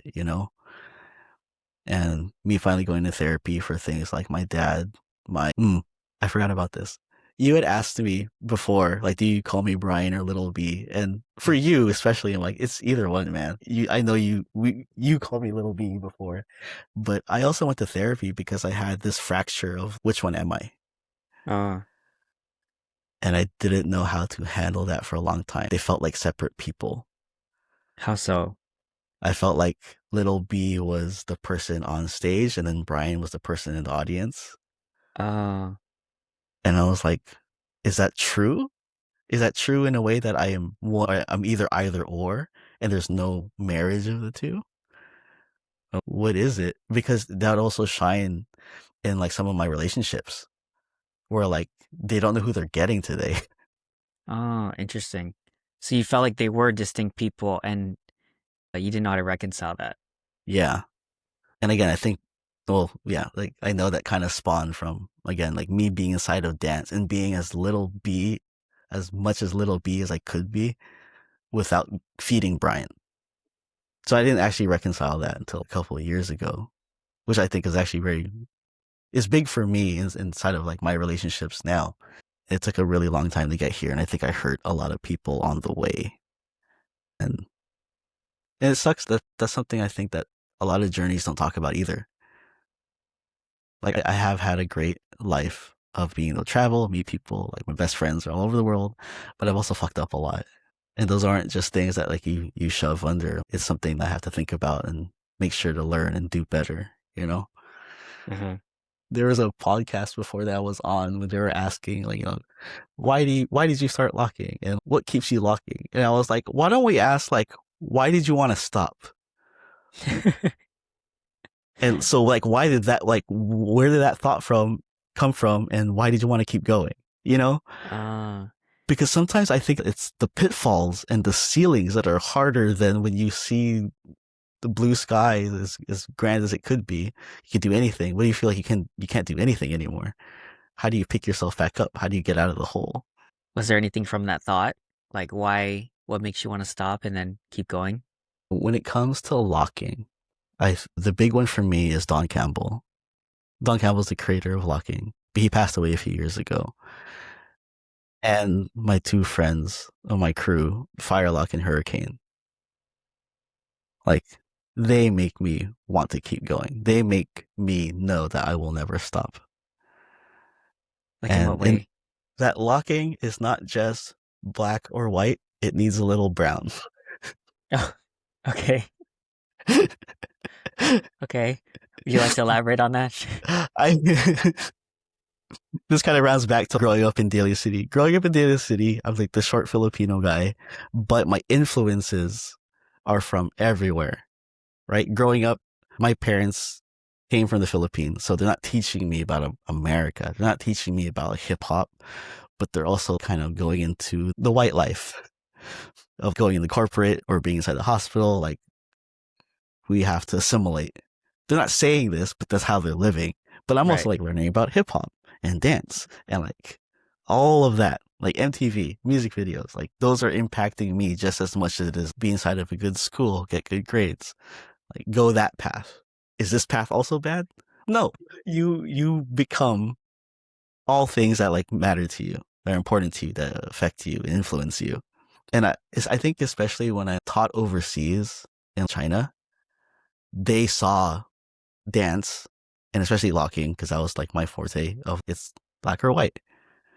So there was no understanding American culture. There was no understanding black culture and black history. And I'm not black, but I grew up in inside environments where I get to learn about it, be parallel to it, understand where there's parts that affect me and there's parts that don't affect me. And there's parts that I benefit and there's parts that I'm a part of.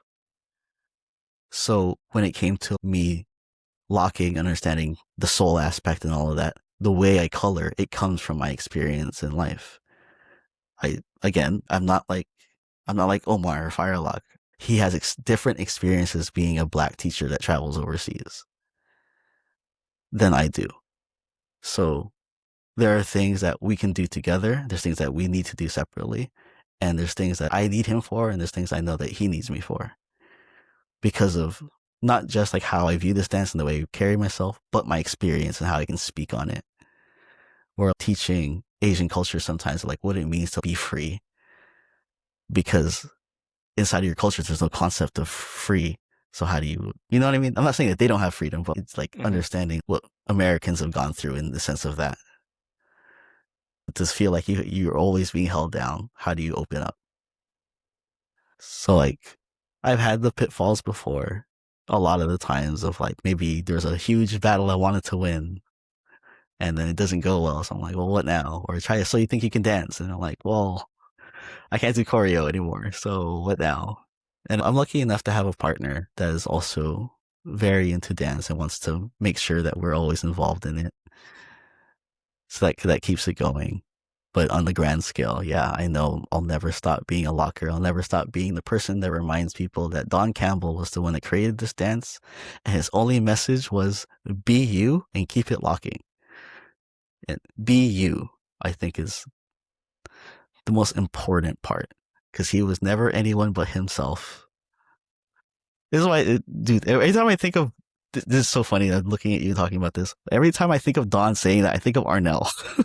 Oh, because I feel like Arnel is very like, yes, you, and he is him. You know, like he said, he's golden treasure because I think he's one of the people that really carries that. You know, not just as a locker. I think that's why he's such a fan of dance in general. People get to be themselves, and he's such a good person to display that. Yeah, sorry, it's a huge tangent all over the place. Yeah. No, I love that. So, correct me if I'm wrong. So it seems like the reason why you keep going is because you know that you have this perspective that you want to continue to contribute to those spaces about the essence and the meaning of locking Don Campbell and everything of being yourself and whatnot. And you feel like the more people in that space to give their perspective and to keep that spirit alive is very important. Yeah, Yeah. exactly. Yeah, thanks for sharing. Let's see. I know we're on a few different things as you were speaking. We touched on the therapy thing that I think is very interesting, but also there's a few other things like the state of locking and also the differences between the early eras of when you started dancing until now. And then you also mentioned the traveling aspect. Is there anything you want to touch on first? Otherwise, I'll just pick one randomly. You can pick one. Okay, let's go to, well, okay, jet setting journeys in dance. So you mentioned this wording of advising people on how to travel or traveling or trying it to dance and how feasible it is. What did you mean by that exactly?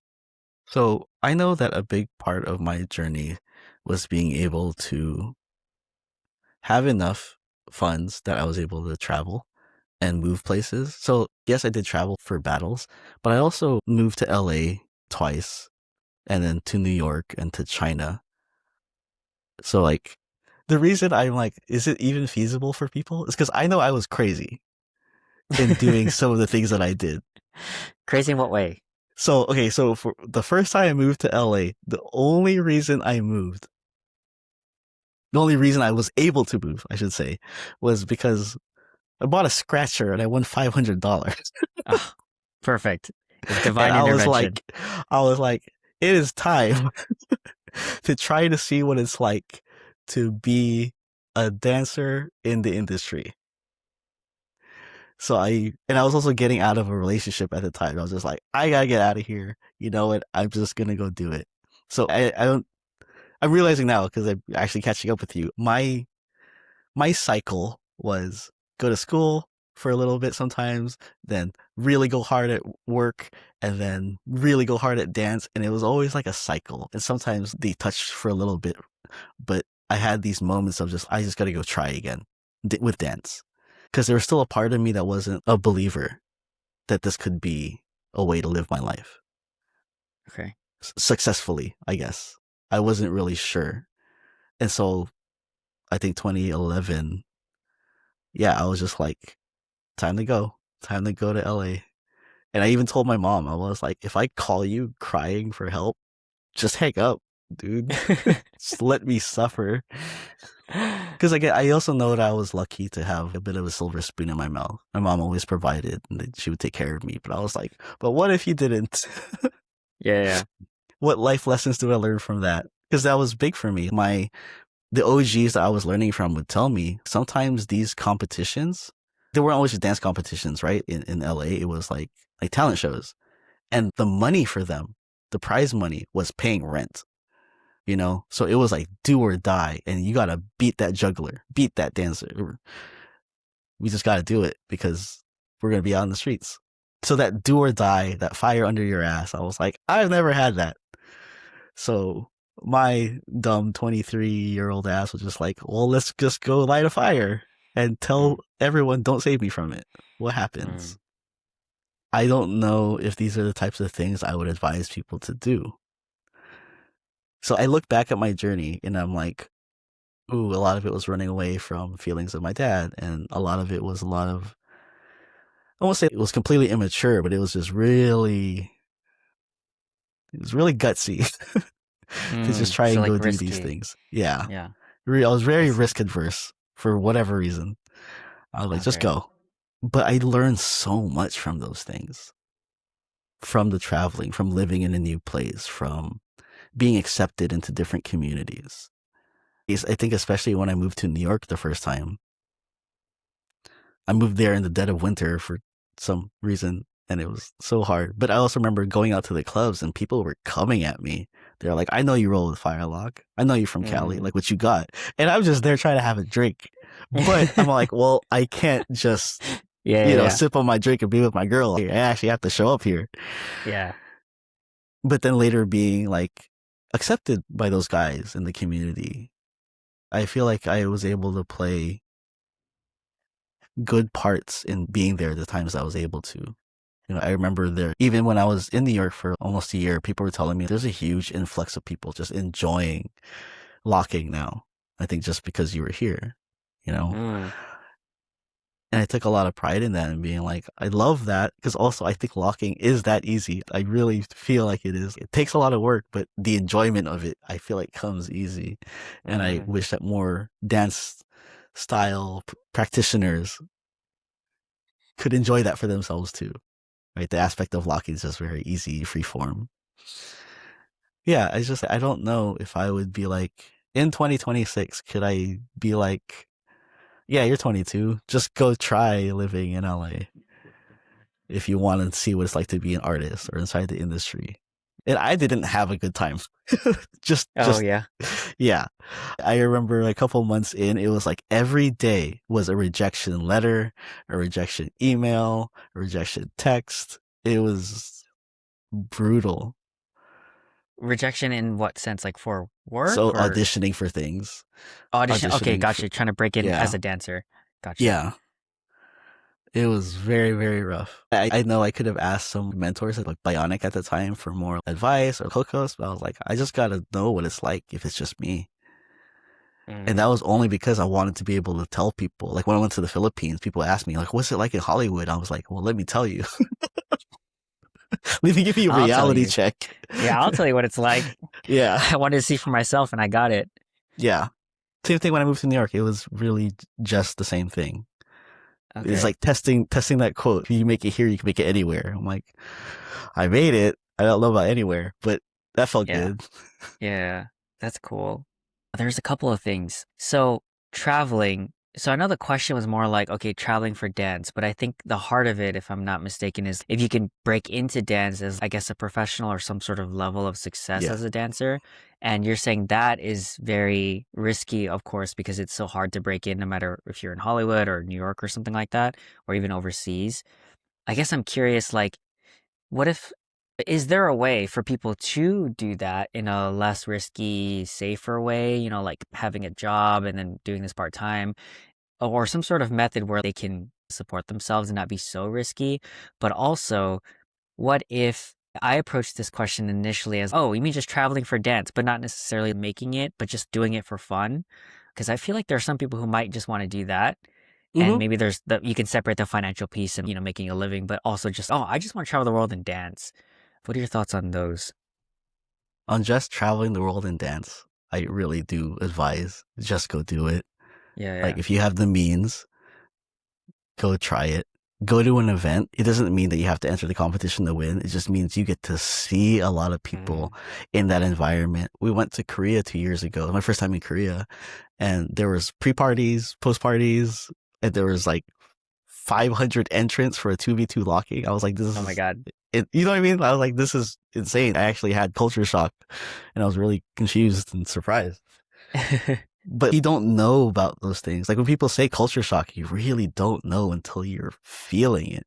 That's You true. can hear about someone's experience, but like when you're there and you're experiencing what that is, I think that's a huge potential growth moment for a lot of people.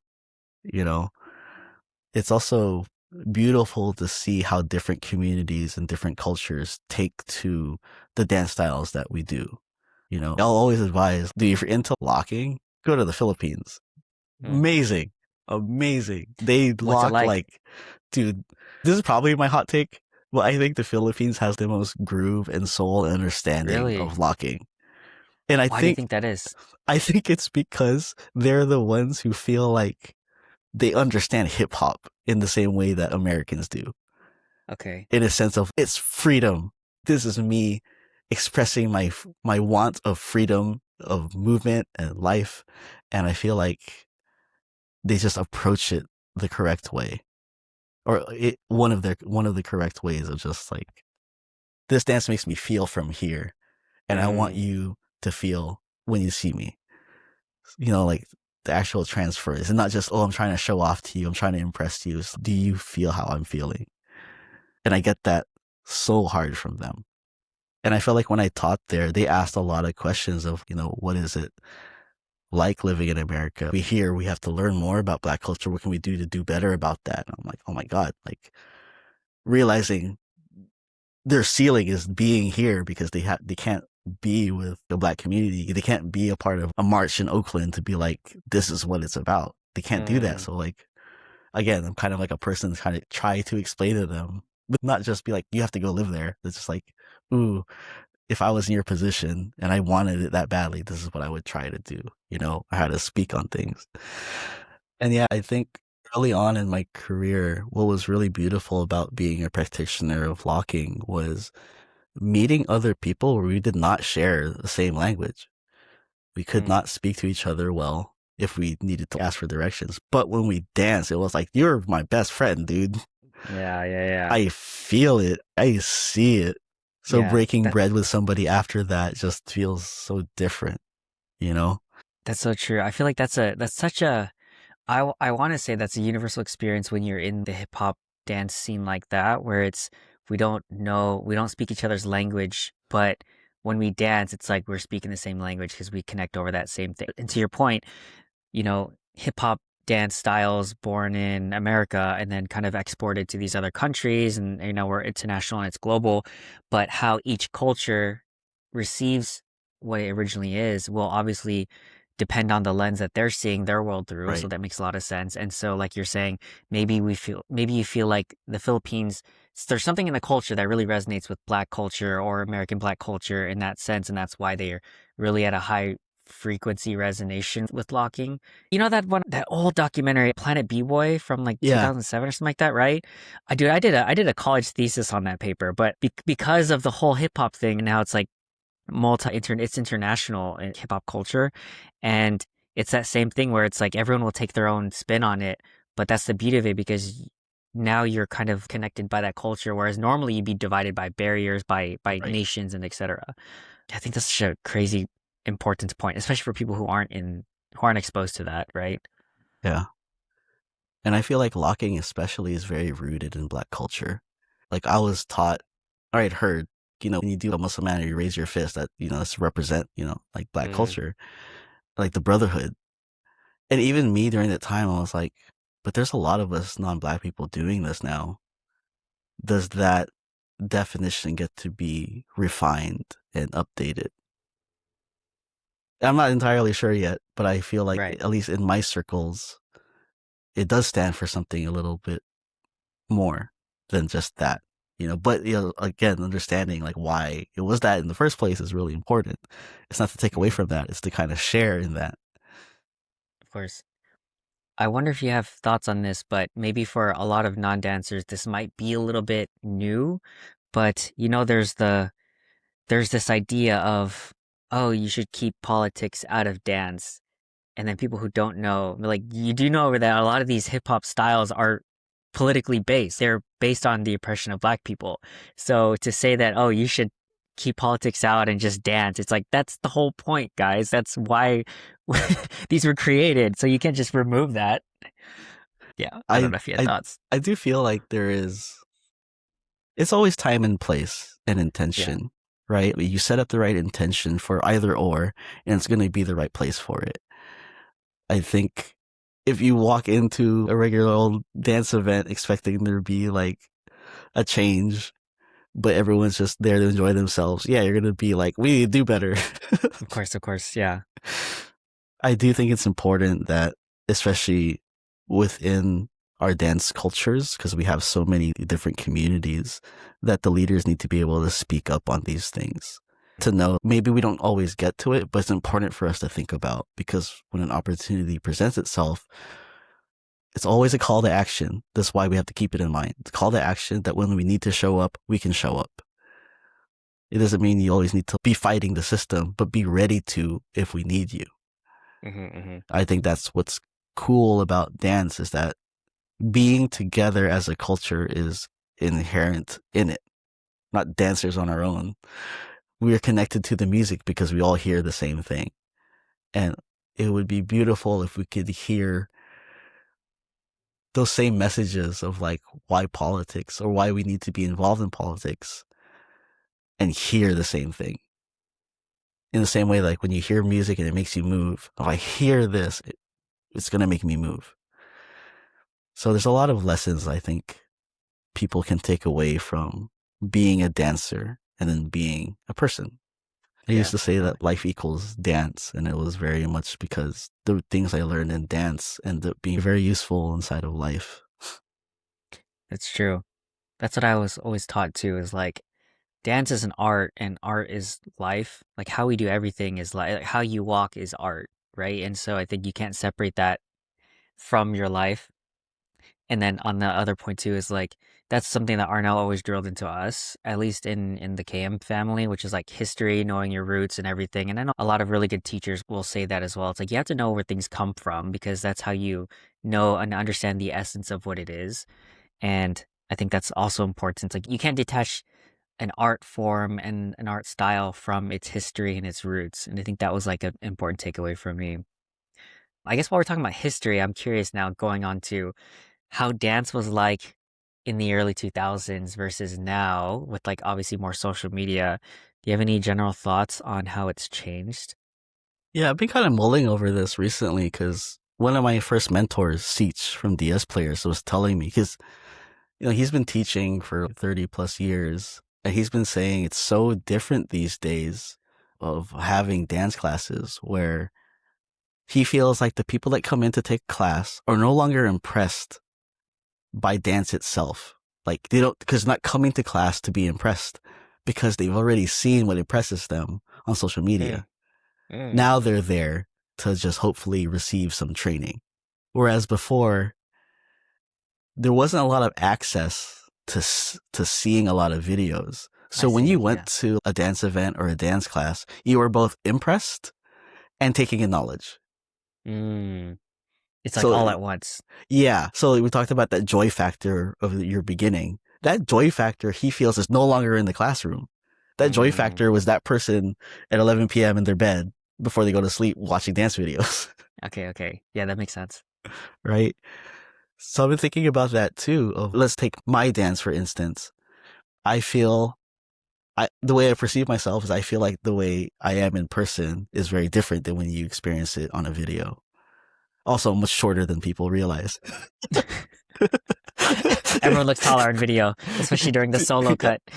Dude, people hella, so many people have been like, whoa, I thought you were way taller. I was like, Like, where do you think hey, the little comes like, from?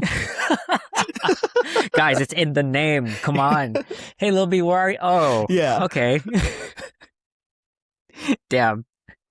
They're like, look, I warned you. Okay, I prefaced it. Yeah. That's literally my name. It's funny. Yeah, I feel like it's like if, for instance, before I wanted to do like online tutorials, like locking tutorials, and I feel like it doesn't give the essence of what I want to share to just, again, to go through the pictures. But then I also can't help you color if I can't see the way that you're coloring, Oh, that's true. right? So when I see the joy that you have putting red, I'm like, well, if you try some yellow with that, that's more, and again, this is, I think, why we distinguish a bit between like teachers and mentors, because you can see Mm. how you can like help guide somebody.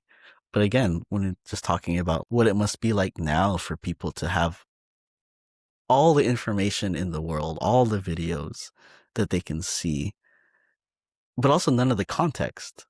A lot of people now have a lot of access to the Red Bull dancer style videos, but they don't have a lot of the context of what it is to be inside that event, to be a Red Bull dancer, I guess, also.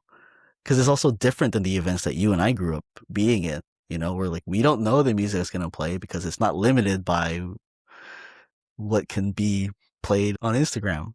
It Oh, was that's really true. like DJ's choice. But there's a finite list of what they can use and maybe even what the dancers have access to. It's different. It's different than people like Machine Gun Funk, like training their asses off. It's because when they go to an event, they want to blow the competition away. It's different in the way that you need to approach it, I guess. So I think there's a lot of those little things that's kind of lost from like our generation to pass on. Because we are that bridge generation of like, we kind of almost had social media Hmm. and then now it's like full on. So we kind of got to live through all of that, Like the in right? between or the transition, yeah. Yeah. So how do you think that changes I mean, maybe it's very inherent, but how do you think now that changes the experience for the current era dancer, not being impressed in class, but really being exposed to the entire spectrum of the highest level of skill and whatnot? How does that change the experience? Does it make it harder, or is it just it's not the essence of it, or do you think it changes their outlook on dance or the dance style they're trying to learn, or what do you think? So I'm still thinking about this part in particular to Seach's class, which is a beginner intermediate hip hop dance class at Mission College, so community college. I Hmm. think it's different for if I were to be having classes again and because I'm just going to focus on locking. And if people come in, I can already kind of gauge their interest in what they know, what they've seen. Even ask them, you know, who do you watch? What inspires you? Why did you want to learn from me? It's very different than more like blanket generic college student in like their first couple of years are just like, oh, I want to take hip hop because I've been like watching a lot of stuff the past couple of years or whatever it is. I want to go learn that. Hmm. It's interesting because when you even think about that part, you have to think about it from the student's perspective of what that must feel like and what they're looking for. And then the teacher to be like, oh, this is different now. Do I just teach it like a blanket thing? Or do I get a lot more involved? Who are you watching? Oh, you like empty pop stuff. I don't do that. Like you like or whatever it is. I don't know. Hmm. There's also kind of an information wars, I guess, when it comes to being inside of the dance community of being a teacher. I'm like, am I just gonna teach the things that I know? Or am I really involved in the global aspect of the community and like really also taking on social media and understanding what people are watching so I can help share that or explain things, give context. I don't know. I'm still thinking on it. I think again, I think it's just a lot to take in. And I think it's important to think about. I'm happy for these questions. Yeah. I have some thoughts, at least from my perspective, Hmm. too, on how I've seen, because like I still currently dance with younger people like in college, and a lot of them are very new dancers. And again, not in the freestyle space, but mostly in the choreography and the K-pop cover space. But I think, well, my background is way different than theirs because they see something online like a K-pop dance and they want to learn that. And then Mm. because of social media, it's very much they're trying to replicate the aesthetic of that final product of the Instagram video that they're going to post. And so I understand that that's getting from A to B is like, okay, they want to look like this and post it and then like the TikTok dance or like the K-pop dance. And so because of that, how it's different from how I approached or how I learned dance, which is first off, like I want to do cool things and I want to look cool and do these styles by people who inspired me. And then, but more importantly, is how I want to feel when I do it. And then you get into the choreography scene where it's okay, now you need to match a certain aesthetic or a certain line or angle or whatever and do a choreography like the choreographer. But then when you get into like K pop cover, then it's okay, well, I want to emulate everything that they're doing, this artist, and I want to look just like that. And so now it's like a different approach of how I approach dance, which is okay, what is the move that they're doing? Maybe where it came from, but also what style is it generating from? Because with choreography nowadays, it's very like everything comes from everywhere. And these choreographers also pull from so many different styles and inspirations that it's like this choreographer is not a isolation popper choreographer, or this person is not a house choreographer. They're literally just a choreo dancer that just pulls from everything. And so sometimes you'll miss those in betweens when you have a beginner dancer trying to learn just a combination that they don't know that there is this sort of house step here or this hip hop groove step or this funk step here. And then so they'll try to do the move as you see it as the lines, but not really know how to do the underneath, I Mm. guess is how I would explain it. And it's hard because it's like I can't go through a 30-minute class on how to do like an up rock or something like that. But I can show you that okay, generally here's how to do this 4 count right here, and it comes from house or whatever, or it comes from salsa and whatnot. But just know that this is kind of how you do it. And then there's always that gap, which I understand that they're not going to have. So it's like condensing everything. Okay, where's the minimum viable product of what I need to teach you for you to feel comfortable? But then I guess as an active teacher, there's always going to be the gap of I'm never going to teach you how to feel in dancing. I'm really just getting paid right now to help show you how to look like this. And so I think you and I both know that that's not really why we got into dance. It's just to look like a choreography thing. We got into dance because we wanted to feel and grow and feel good about what we do and maybe grow in technique, but also enjoy the art, just enjoy painting just for the sake of painting. So that's kind of the gap where I see, and I get that why it's a lot influenced by social media is because they see and they want to do that. And that's totally fine, but it's very different. Yeah. And the reason I brought it up with you is because I know you've been teaching for a long time. And like you said, it's that gap, right? Of like, okay, how much does a gap really mean to us? And how much will this gap, the gap for the students, they don't even know there's a gap. So they can't even have thoughts or feelings on it. But Hmm. I think I've experienced it a lot where it kind of hurt that I was like, I want to give this to you, and I Yeah, like don't I know know if I this is can. important. This is important for how I learned it and how I want to teach it, but I don't think I can, right? Yeah. And like you were saying, like when we came up in dance, 'cause even with AOV, and it's funny when thinking about that and then thinking about Don Campbell's message, it's actually pretty similar. Don's message is be you, and AOV's message is who are you? Yeah. Know your rank. Yeah, know your rank. Like who are you? Yeah. And it's I get that one was a little pushy, but I Sure, also sure, sure. wonder how important that is for us to us to still consider. Is that something just for our close circles that we're dancing with, or is that something we can help promote inside of Mm, dance? You are learning this dance and this routine. Who are you with it? I don't know if that's important to ask or no. And like you said, sometimes that for the general, they're just coming to take it and learn it, and maybe that's cool. And I wonder, like, how does that make you feel sometimes? And again, it could just be about the money, it could just be about the job, but then like we were saying, it also kind of takes away from the artistry of it in the sense of, ooh, we felt something today. And I think I just bring it up to round back to, how are you feeding yourself as a teacher and a dancer? Like, how are you yeah, getting your moments of, yes, like, breakthrough and I feel better? yeah. As you're talking, one thing that it reminds me of is so when I enjoy doing one-on-ones, I don't do many now, but what I love about doing one-on-ones is because I know that the student is actually hungry to learn and improve as a dancer. And so that's the baseline. And obviously, the objective is that they want to get better at dancing. And how I break that down to them is okay, so you're a beginner, you're here to learn how to dance, and you want to get better. Obviously, I can only take you so far with what I know. And obviously, we can learn combination and I can clean you on that combination so that you can look aesthetically good. But the longer term goal is if you actually want to get good as a dancer, I need to set you up to love dancing because when you love dancing, that's going to be the switch where now you will go train by yourself. You will go out classes, you will dance with people, and because you love it, you'll keep doing it and then you'll eventually get better. You're not going to get better in the 1 hour with me for sure. Mhm. But how do I set you up mindset wise? Because I can do a little bit of mindset with you in the next hour so that you can develop a certain level of skill and competency. Because like for any artist, there's always that gap between what they see and what they can do.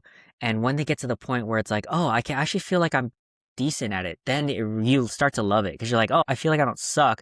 And now I love dancing because there's a part of it it is a skill based sort of thing. Once you get that threshold of, okay, I think I'm good enough, then it's like fuel on the fire. Then you will keep Yeah. going, you'll keep learning. And so I'm like, I'm trying to get you there.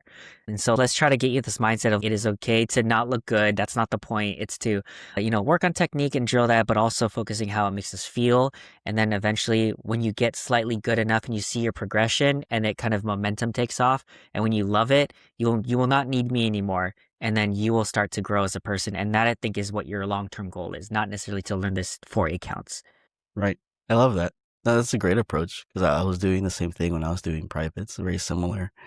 But also the way I think I helped prepare people was to like give them ways to think differently about what's being taught to them. Like when it came to locking, it's always like from down to up. What if you go from like up to down a lot? Is how does that? So it's more like there are things I'm learning, but how can I turn it into a game? How can I flip it? How can I play with it differently? And that was my way of making dance. Has just always been like kind of a game to me, something I can always change the rules and play them to my liking. And that's why it's like infinitely fun. How can I share that with you?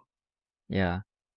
That's what I miss about learning freestyle and learning from people like yourself is that there's that creativity aspect that is lost a lot in the especially the cover scene, but in choreography as well because it's all about looking like someone else and that's fine, there's an intention there, but it's that think outside the box that you don't really get because choreography doesn't make you think outside the box, and especially cover dancing is not make you think outside the box. And so there's a lot of dancers who I dance with where it's like there's not an ounce of can you think differently here, like no, it's how Yeah. can I think exactly how am I supposed to, like how am I supposed to get an A in this test, how am I supposed to get 100%.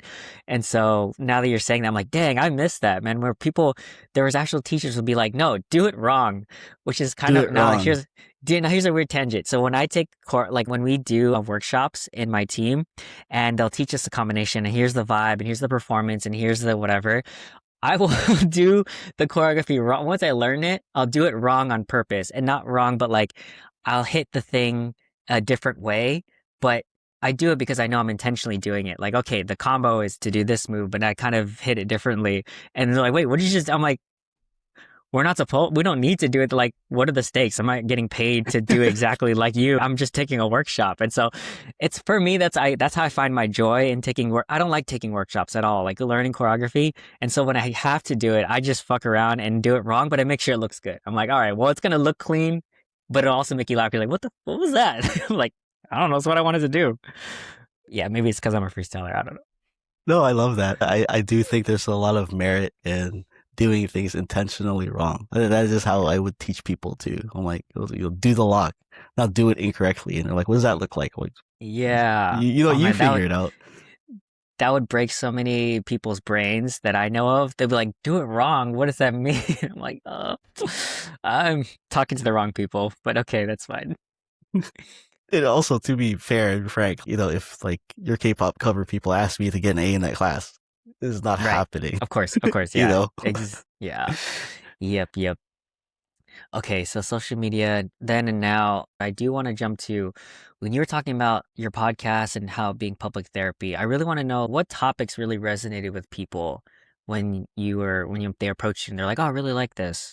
Was there anything comes to mind? mm, there's one in particular that I remember being especially vulnerable and pretty sad.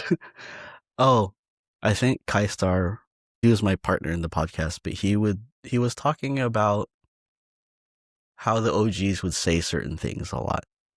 And I think we know now it could be what the OGs could say could be pretty dismissive. Like in what way? Like, that's not locking. Oh, okay. Like they would Okay. say stuff like, you know what I mean? So the Okay. OGs, they have their stance on certain things. And let's just say a couple of them were not shy to be vocal about those in very public events and Mm, spaces. mm, And I remember telling Kaistar, or he was explaining those things, and you have to understand from the OG's point of view that, they didn't grow up with certain things. So when they see it like this, they're just going to say it like that. And I remember just being like, but when they did those things, they made my friends quit. They made people I thought were going to be in this locking journey with me forever literally quit that day.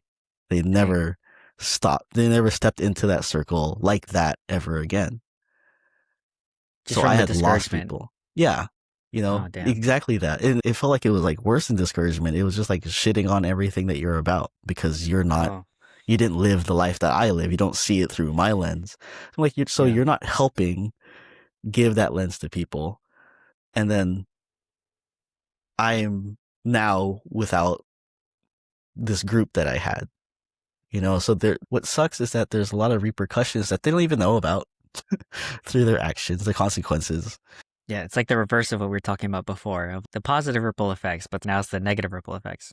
Yeah. And that's something that we talked about a lot on our podcast too. It's like the lessons learned from our OGs that we will do better now, because they weren't primed to be teachers. They weren't primed to be mentors. They were just, when they were doing it, they were just kids learning it. They were also kids in and around Hollywood. There's a different way that you had to carry yourself. There are also some of them from the streets, some of them were like gangsters. There's just so much to them, but they weren't primed in the same way that we grew up, like being able to go to certain schools and receive certain things and different opportunities, like being with different types of groups of dancers. That just wasn't a part of what they grew up in. We're the ones now that who have that experience, and now we have to help. And I also started saying this recently, instead of like teaching and mentoring, like translating what that experience really was for people. Mm, So this is my experience that I got from them. This is the experience that they shared with me. How do I translate that to you as an important thing to carry for your future inside of dance or just being a better person? And I think a lot of those were like very impactful in the way that we got to speak on it because yes, I had some time with the OGs, but Kaisar had even more time with them and got a lot more. So it's not that he was like in a state of protecting them or trying to like, you got to forgive them for this. It's just like, oh, I get that, but my experience is very different, you know. mm, And I think something that was big too was, you met me when I was on the come up. And I was still young. I was still making my name for myself. I saw other people in around my age bracket or my generation in different dance styles really blow up, like household names kind of mm, things. And I was like, why isn't that happening for me? I'm kind of having the same course right now, same journey, winning similar things. And something that people I think don't really realize being inside of a lot of the dance cultures is something like popping and breaking. They have higher ceilings than locking in mm, terms of success is I guess was what I want to say. And I was like, I feel like I'm coming up, but I'm hitting a ceiling, and not my ceiling, this dance's ceiling for opportunity. And it was a very hard thing to reconcile and to also speak on because I'm like, this is also why I would go back to school or I would go back to work. uh, Where is there to go from here? Is it really just I have to go overseas and that's where the money is? I love the dance that came from America and I love living in America. Why isn't my art form here highly sought after and valued in the same way like popping and hip hop and choreo is? And those parts can be very demoralizing. It's also, when you ask, would I still advise people to like, travel? I'm like, yes, but there's also the part of you're also going to see how green it is on the other side. If you go to mm, Japan, they have locking classes inside their high schools, mm. That's crazy, right? but that checks out. Yeah. Yeah. And like, could you go to any random high school in America now and find one person who knows what locking is? Yeah, that's crazy. So I think it was also a part of it where the listeners got to be like, this is reality. This is a reality I've come to. I'm so glad someone's speaking on it because at least it makes me not feel alone with it. So Mm. and then, well, what can we enjoy about it? It's the little events that we get to have and the how we just are able to collaborate as opposed to like when you see popping and everyone's like, oh my God, I want to learn tutting. I want to learn hitting. I want to learn all of this stuff. It's like, oh, that must be nice. Yeah. Ah, interesting. Yeah. So Um, I hate to really be like, oh, like locking is a woe is me, but it's just more of it's yeah. just the way that the cookie crumbled that like I wish that there were more people in the generation before me, or even of my generation, to help really like elevate the dance, so it doesn't Mm. feel like there's a stopgap. Elevate the dance like, sorry, in what way? Could you I'm elaborate on not that? even sure. Let's say if you ask any random person to name like five poppers that you like, you might name like a couple from LA, like big names like Boogie Frantic or Slim Boogie, and then like MT Pop. It just kind of keeps rolling with the times, is what I'm saying. Something like popping. Names Okay. get updated, the people that you're following, and there's a huge following for a lot of these people. Lockers never really got to receive that kind of praise, It's relevance. because, do you think it's because the difference in those styles? You think it's because of how the people pushed forward in those earlier years?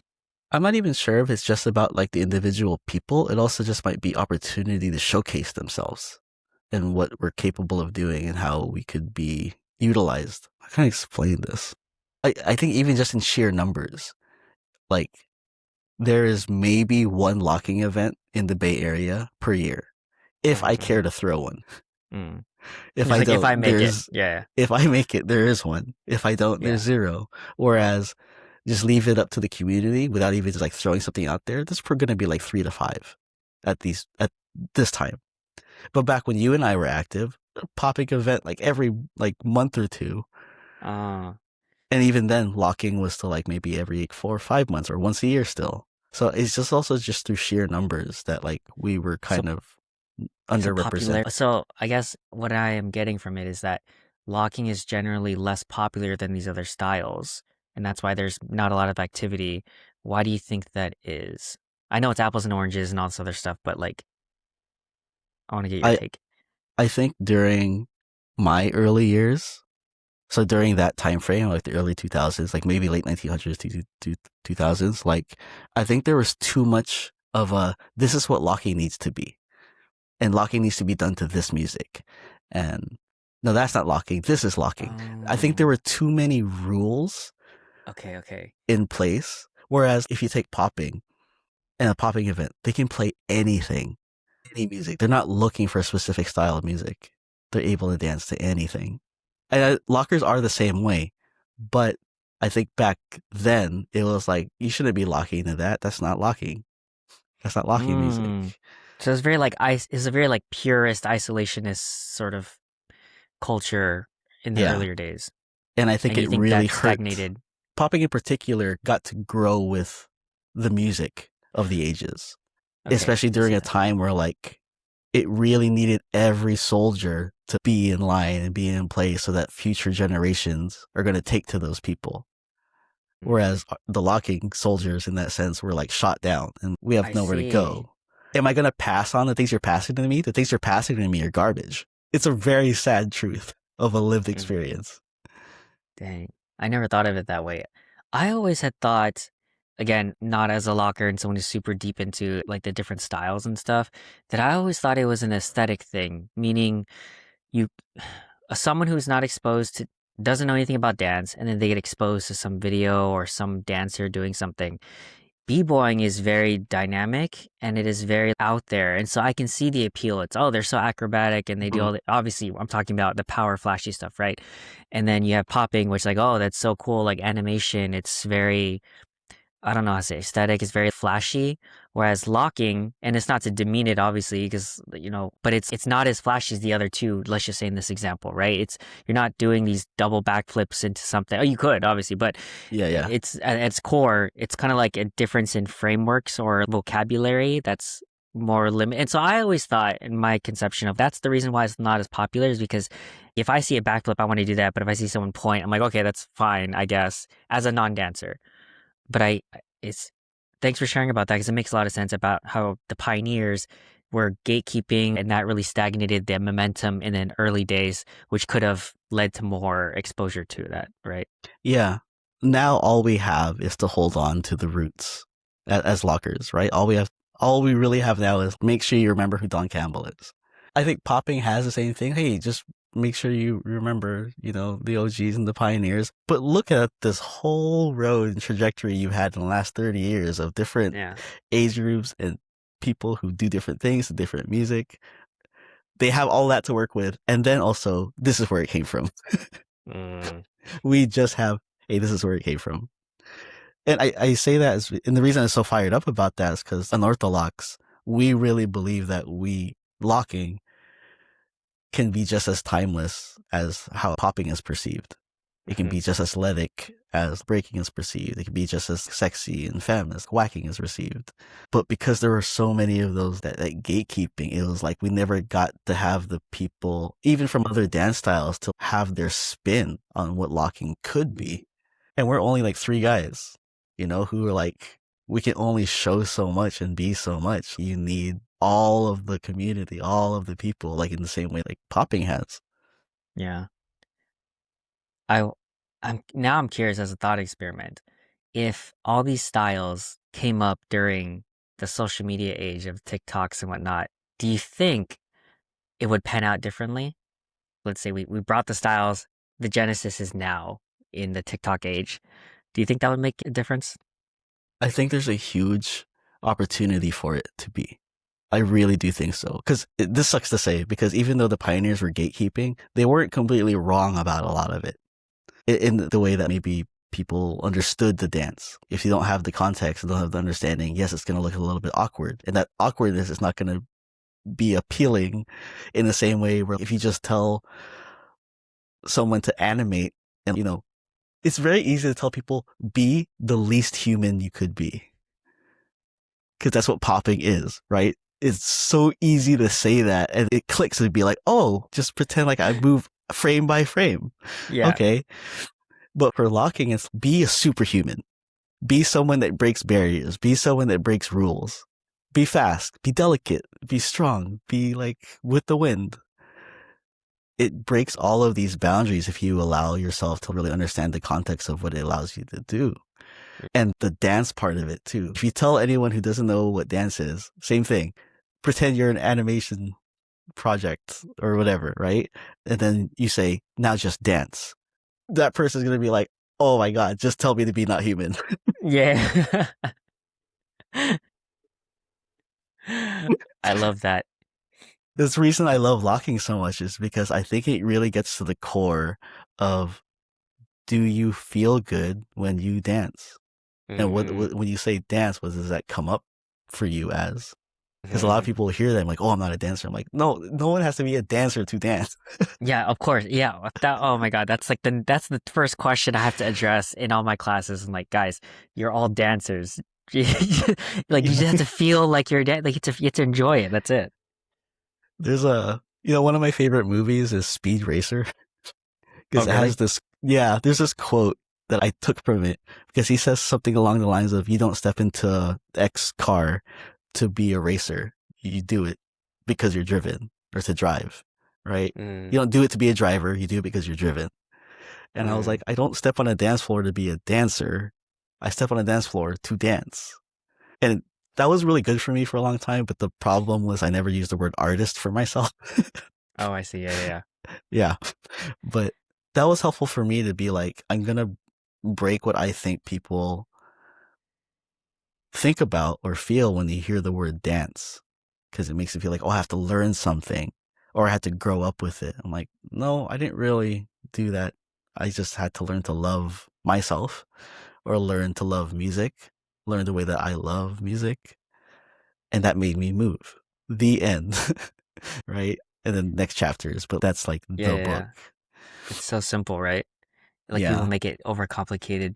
So I don't know if that part of the social media Yeah. I do have high hopes for it, but I think it really requires a delicate touch of balancing the feel of it through a video and Mm. also the dynamics of it. Yeah, that's very true. One thing that you were saying, or as you're talking, it's like especially with popping or animation. So when we're learning choreography, and one of my, I don't want to say pet peeves, but something that kind of bothers me, but now I joke about it, is people will say, okay, when you do this pose, you're at a natural angle. I'm like, what the fuck does natural mean? My natural is I'm tutting, I'm right angles. That's me natural. So I don't know what your natural is. So stop using the word natural. I do popping. So my natural is very weird. Trust. So yeah, I totally resonate with that. That's really good. That's something I also thought about, or I was doing it for a little bit, but like, Yeah. yes, catering to teachers in the way, like, how do you feed yourself? But also, like, how are you teaching? What words are you using? Are you using Mm, words like, oh, it's a natural movement? That's a dangerous thing. That doesn't resonate with anybody because I think a lot of people come into dance classes because they want to learn what natural means. As a dancer, it's not, it doesn't, that really doesn't yeah. click. It doesn't mean it. Natural does not mean anything. Like it's a very relative word. So yeah, precision of language is important, I feel like. Yeah. Yeah, also, I don't know, this is a random tangent before we move on, but like, I don't know, the dancers I dance with nowadays, maybe it's just a cover dancing thing, like they don't know how to count. And that's like unheard of. I'm like, first off, there's only eight numbers. Just learn how to count. And second, it's if you're teaching dance, I get if you're just vibing, that's fine. But if you're like a leader or a teacher or something, like just learn how to count. Like how hard is it? I don't know. I don't know why that's a hot take in some circles, but it kind of is disappointing because that was never a negotiable when I was learning dance. Like, Yeah. no, you just learn to count. Freestyle or choreography, like you just count. I don't know. I have an interesting question for you that my partner posed a couple of months ago. And it kind of like took us for a spin. Yeah. And she was like, if you never learned like an instrument or anything like that, or like they took dance classes, how do you know where the one is in music? Oh, like as a dancer? Or just as like now you're learning how to move with music or something. Like, Oh, cause so she was it, just like when I hear music, like if we go to, I don't know, a club or something, I know where the one is. I know where the eight mm. is. But when she was asking, like, where is the one? Like, I know where the one is. How did people know where that is? Obviously, we know sheet music, and then we know how to do counts. But like, Oh, so like how do we identify where that eight count starts? yeah, Like where the loop begins? yeah, That's a good question. That almost feels philosophical because I feel like I've thought yeah. about this too. How do I Because know where again, the like, one is? yeah, we know it. We know it. Like, Yeah, yeah, just yeah. throw us into anything. I'm like, oh, I know where like I start if I wanted to, One, right? Yeah, two, three. Yeah, yeah, yeah, okay. exactly. Yeah. But how did we get here? You know what? That's a great question. I do not know. I want to say it's just from the universe. The universe tells us where the one is. Yeah, But see, if you don't know how to count, then how do you know where the, well, maybe you don't care where the one is. exactly. You just do sounds. Huh. Yeah, yeah. Fuck, So, I don't know, so man. like let's say someone comes into your class and they're gonna learn just the choreo for the chorus. Yeah, They don't really need to know where the one is. They just need to know where the chorus starts. right. Maybe that's how it starts. Of like someone counts them in and are like, oh, that makes sense. One. Right, but then what if you before the chorus, after the chorus, you're screwed because the chorus didn't start yet. So then where's the Yeah, one? I don't know. Oh. This was a Is it hard an one actual because question? Actual question? Maybe I need to pose this to all the dancers I interview from now on. I'm like, okay, where's the one? How do you know where the yeah, one is? Ah, crap. Okay, I'll add that to yeah, my rapid fire. yeah. It's like I couldn't ever identify how I learned this. Yeah, that's true. That's true. I It's don't. so ingrained in us now, and no one Yeah, had to like teach us. But I have been to classes like yeah. Seach's hip hop class, which I still stop in now and then. There are really people who can't count, don't know how to count. They don't, and also don't know how to step on beat. It's very like, whoa, what's happening here? Mm-mm. So something that comes so again naturally to us. Yeah. Oh, How, it's natural, guys. Count to one. yeah. What? What is that? Just one and then eight. What's natural? I don't know, man. We're using the word natural now, and no one knows what it means. Yeah. Is this just like just dancer or musically coded that we get this, or I don't know. Yeah. Okay, I'll get back to you on that in like 20 years, maybe when I the meaning of life and also how do we find one. All right, we're at 2 hours and 21 minutes. We had a few other questions, but I wanted to kind of, unless you had any other thoughts you wanted to touch on, I would like to go to rapid fire if you're cool with it. Yeah, you just go in the rapid fire. Okay, cool. Yeah, I don't want to, if you had something burning you wanted to ask, I'll ask them quickly, but you can take as long as you need. You don't need to be fast or anything. But billboard question, if you could put up a sign for millions of people to see, what would it say? This is kind of funny because I'm turning 40 this year. So a lot of my thought process has been like, RIP my 30s. So it might be something along those lines. Yeah, COVID killed a lot of my 30s. So your sign would just be like, rip my 30s? Something like that, yeah. Nice. Just spreading the misery around. I like it. Yeah. Cool. All right, next one. What is one of the hardest challenges you faced in your life and what did you learn from it? I think we did touch upon it of a lot of dance failures, but I would say like one of the big ones that's I think is easy to share was like doing So You Think You Can Dance. It's like season 12, I believe. I was 29. So that Mm. meant like that was my last year to try. That was my first year I tried, and it was the last year I was going to be able to because once you're 30, again, see, it's like Mm. RIP 30s. Wait, is that Um, a hard requirement? Like you can't be over yeah, 30? Oh, I didn't know at least that. it was back then. Yeah, Dang, ageist, man. yeah. They just want that young talent, but they get it Yeah, though. So like, yeah. There's I plenty. think, yeah. Uh, I had a really good first day and the second audition. Like I got highlighted a bit on TV. Like I got to have Paulo Duel wear my locking hat and stuff. It was really Oh, that's cool. cool. Yeah. Yeah, it was a really good moment. And then I just dropped out in Vegas because I couldn't do the choreo or I couldn't remember it. They even said, we'll let you try it one more time just by yourself. And I Yeah. remember I got 8 counts in. I'm like, I'm just going to lock now. Oh shit. They didn't put it on TV, but I was just like, I Yeah. give up. I'm just going to lock hella hard.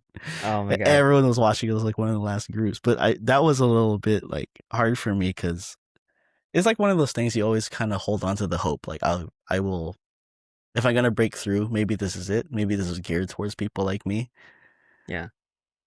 And so it was just very, at the time, very discouraging. But then a couple of months later is when I won WDC in Japan. I was like, I'm confused about dance life. You're like, am I good or do I suck? I don't know. Yeah, I don't know.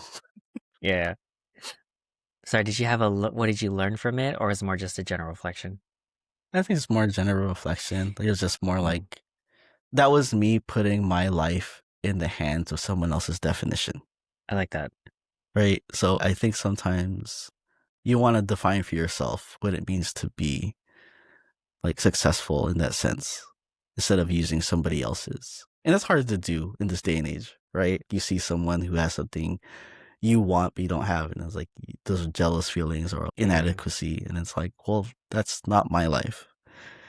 So I think that was probably the big lesson I learned for myself then. mm. Sorry, quick tangent. What style of that choreography was it? What was the It that was you couldn't get hip through the count? hop. Okay. I was like, man, I was like contemporary jazz or what was going on No, here? it was Okay, definitely in my wheelhouse. okay. I was doing it fine until I was on stage, and I was like, the Uh, man, if you ever really want to practice or something like that, when you're learning yeah. choreo and you're practicing, just have the brightest lights shine in your face, and it's all you can see. And I think that is going to be the most helpful thing for any dancer. Oh, I see. To train for an audition like that? Yeah. No, I So you see. don't get, it's weird because I'm not the type of person to get stage fright, but then I was like, wow, I Yeah. guess I am in these kinds of situations. So it's No, always that's something true. to train. Of course. The next one, self-inflicted wound. Do you have a story about something that's gone wrong in your life and you can't blame anyone else because you did it to yourself? Yeah. This is where I wish that I had learned about polyamory earlier in my life because I thought that something was inherently wrong with me or that I took on from my dad that I could love multiple people and want multiple relationships. And so I had hurt people because of me not understanding that and me just really just being a cheater. And that really hurt in like my early 20s. And I wish I'd learned about, yeah, because now I know about myself that I'm capable of loving multiple people. And whereas back then, yeah, I hurt the people that I loved and cherished, and I hurt them very deeply. And I know that I Mm. did that to myself and then to them. Okay. It's because you didn't know of it as a concept and you didn't have the self-awareness that if you did, you feel like you wouldn't have hurt people. At least, yeah, at least not in the way that we Mm. end up hurting. Just through the traditional means of how we conceptually learn and understand relationships, I hurt people in that sense. Mm. And I didn't know that there was something that I could learn about myself, that I could have navigated it differently to at least I see. explain my feelings and my emotions. Yeah. Okay. Gotcha. Yeah, thanks for sharing. Next thing, if you could redo one thing, what would you do differently? I feel like my immediate thought goes to different trajectories in my life. Like maybe if I was like in school, maybe taking on something different. Like I took international business, not helpful in the slightest so far. I really wish I had learned something like cooking, like something like that, where I'm like, it's a skill that will always be useful to me and the people around me, Oh. regardless of if I'm hired for something or I have a job like that. So not cooking, but not in the professional sense, just as a skill? Yeah, because in that Okay. way, I could use it as a profession, but it's Oh, also a skill that I get to like use year round. Where like I see. international business, if I'm not in the office, it is useless. I see. So something that has a better ROI, lifetime value skill set. Yeah, Okay, next one. If you could give your younger self advice, what would it be? Or best words of wisdom that has impacted you? I think I would really tell myself that it is okay to be vulnerable and to be open and really let people know how you're feeling. I got to mask a lot of it through dance. And even when I got close to people to let them know, I wasn't sure if that was okay for a long time. And I think I would just let my younger self know, just be open and honest. There's nothing you need to hold back about how you're feeling, and that people actually care how you're feeling. They want to Mm, know. They don't want to just hear, I'm doing all right. yeah, I love that. I talked about this in a previous episode, but I read this book recently called I Don't Want to Talk About It by Terrence Real. I don't know if you've heard of it, but it's about male centered depression. There's a specific type of depression. It's like a subtle, softer, it's not like a hardcore depression, but it's more like there's a term for it. I'm forgetting. But, anyways, the biggest takeaway for me was that boys socialized into men in our society, we're socialized that our self-worth is based on our achievements and the value that we bring to each other. And because, like you're saying, we're not really encouraged to share our feelings because that vulnerability is discouraged. And then what do we do? Because our self-worth is in our achievements and what we provide for other people rather than being connected or having that community or being able to be vulnerable. Because if we're vulnerable, we're seen as weaker. And therefore you have all this epidemic of this subtler depression or loneliness because men aren't able to connect and share their feelings and how they're feeling. And it was really insightful because I'm like, oh, well, I mean, I obviously relate to this and from my personal experience that checks out. And so I've been trying to be more intentional with opening up or connecting with people because the people who care about us do want us, like you said, to hear about it and be there for us. But when we grow up, it's not really part of the culture of men doing that or boys doing that. It's, you're not weak. You don't share emotions or feelings. You just man up and just do the thing. It's okay. Well, obviously that's going to lead to a lot of toxic behaviors in the future, like toxic masculinity, but that's probably just covering up all the things that we're not able to release in a healthy way, right? Yeah. And on the other side of that too, of being the person listening, I had to learn that sometimes I would just end up wanting to be the fixer of the issue. You know what Of I mean? course. And that's because, again, like you said, we don't have enough practice just being like open about it, where you might realize if you're in that position more, I just want you to hear about it. I Yeah. just need to get it off my chest and share it instead of finding a solution. And yeah, so there's a lot of lessons to learn being in that seat. And again, that's why I wish for AOV, I wish we had done more of that instead of just how are we going to get these guys next time? Yeah, for sure. I totally agree. In the last few years, what new belief, behavior, or habit has improved your life? It'd probably have to be like my therapy. I not missed a session in 5 years. It's been that important to me. And it's also not just my individual one. I also do couples one with my partner just because we find it very helpful Mm, and healthy for us. And I think in doing that, it helps us practice being able to communicate better and more openly and schedule. Mm. I think that's probably the big things that really help me stay grounded. How do you define success? And we kind of talked about this a little bit. Yeah, it's interesting because I think I'm in a place now where I'm still defining that for myself. Hmm. I've been working at my current job now for a year, but prior to that, I was looking for work for almost 2 years. Like I was Mm. at a job and I wasn't even doing dance things. I was just really looking for work. And the reason it was becoming so important in what success was is because my partner and I wanted to really take, our relationship to the next stage and start preparing for marriage and kids. And that felt like if I'm not successful in terms of income, how is this even going to be a reality? Right. And Right. even though I have the job now, it still feels like, how is this even going to be reality? It's so expensive to live here. Right. But Yeah, that's true. I think when it comes to success, it's really for myself and my partner to define what that means for us so that we're not shooting ourselves in the leg feeling like we're failures if we don't hit something. We got engaged in November, and even just recently we were like, maybe we pause on the planning for the wedding because this is income wise is stressing us out more than anything, and it's taking away from our enjoyment of the relationship. So maybe our success is to be able to just live in that for a while we build up, and then the next success will be when we're able to actually take the next steps income wise for the next steps. So I think it's important that you just define where you are at currently in your life. It's good to have a short term and a long term, so like Mm. right now we're focusing on the short term, knowing what the long term is. What's something you've been pondering recently or think about often deeply, if anything, that we haven't touched on? This might, because I know you're going to ask the hot take one. This probably goes in tandem with that. Okay. Also, don't know if this is going to be okay to say. We can retrospect on it if we Yeah, want to cut it out. but it's only because Fanime is happening this weekend, and for some reason, this timeline or this, it always brings this up. But Yeah. where were all these cool black people liking anime when I was in high school? Like, why Uh-huh. now? Why was Yeah. I the one being shit on in high school as being the Asian nerd into Yeah. anime? And now you have a Dragon Ball Z tattoo. That's not nice. You're like, what? Guys, come on. Couldn't you have done this like 20 years earlier or Yeah, something? like it wasn't cool when I was into it, but it's really Yeah. cool now. Like, Yeah. come on. Like, is it just because now it's up through social media people can show that they're like, this is my life? And I'm like, this has been my life, yo. Like, Yeah, yo, bro, come join the party, man. We've been here for a while.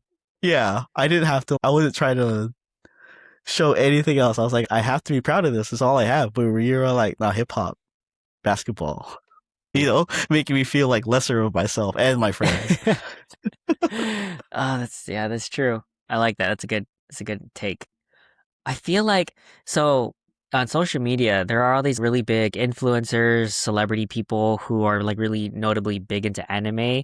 And just based on the timeline, I know you guys were into anime when we were into it in high school. It's just now you're out because you're Yeah, famous. And so I'm like, you like Dragon Ball, but we like Dragon Ball. And maybe now that those people are now out and other people are, oh, we also liked it. I'm like, okay, well, thanks guys. We were so yeah. alone when we were growing Yeah, yeah, up or yeah. whatever. It's that feeling. I know it's a little bit more like Sure, sure. Like a little I petty or get whatever. it, Yeah, but yeah, it just really feels like I had to live that life. Like, why it's couldn't true. it be cool back then? But I also wonder if it's still how that is now in like high school. That was just very defining for me, and to see it Yeah. like kind of retcon, I was just like, no, come on. Yeah. No, yeah, that's a great way to put it. I feel the same way about K-pop. When I was really big into K-pop in college and a little before, now it's like super mainstream. I'm like, okay, first of all, when I did K-pop dancing, y'all were like, oh, what is this? Okay. And even the Koreans were like, we don't listen to K-pop. And like Yeah, now you like now that's your it's identity. I hella feel you. Because I was listening to K-pop when I was like 14, 15, and there were Yeah. like five or six like really hot groups, and Hmm. then Hmm. I stopped, and all of a sudden it came back in the masses, and I was like, Hmm. nah. Like, Yeah. No, that was my thing. Cause yeah, same. Like when I was like, I guess in your high school days, and then like I would listen to my sister was also like we listened to like Rain, Boa, Hmm. TVXQ, like back then, right? Yeah, When they were Shinhwa, just coming out, HOT. Shinhwa, Yeah. HOT, exactly. And then then it kind of had this golden era in that sort of 2008 to 2015 ish sort of Hmm. range, and then now it's like BTS and all this other stuff. But yeah, if it always felt like it was also just very weird that I'm like, I would meet most of my friends in college were Korean, and I'm like, why do none of you guys like K-pop? This is kind of weird. Like, why is our K-pop club all non-Koreans and all the Koreans are like, no, Oh we're too man. cool for that. I'm like, guys, this is your culture. I'm not being racist. This is literally your culture. No, thank you. I say the same thing. I'm like, I'm not being racist. I really just like, I want to understand. And this is your place. I am the visitor. Exactly. Oh man, that's funny. Yeah, thank you for that. That'll be immortalized. I hope you're okay with keeping that because I'm fine with keeping it. Okay, if you're fine, I'm fine. If you're not, then just let me know before it goes live. But yeah, I No, think it's we're fine. good. Okay, okay, cool, cool, cool. Okay, let's see. I think only a couple more left. What is one of the best or most worthwhile investments you've ever made in either time, money, energy, or etc.? We did touch upon it, but I really do think it was putting a lot of my funds and time into traveling.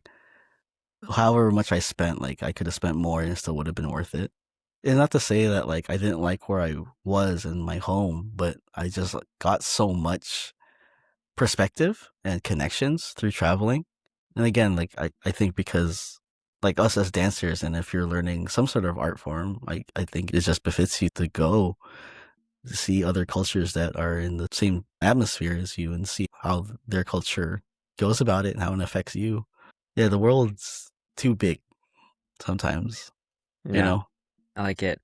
I mean, I'm a big proponent of that. Traveling, just as the ROI of getting a perspective change, of like, being exposed to different people and different cultures, that's something that really does elevate your life a lot.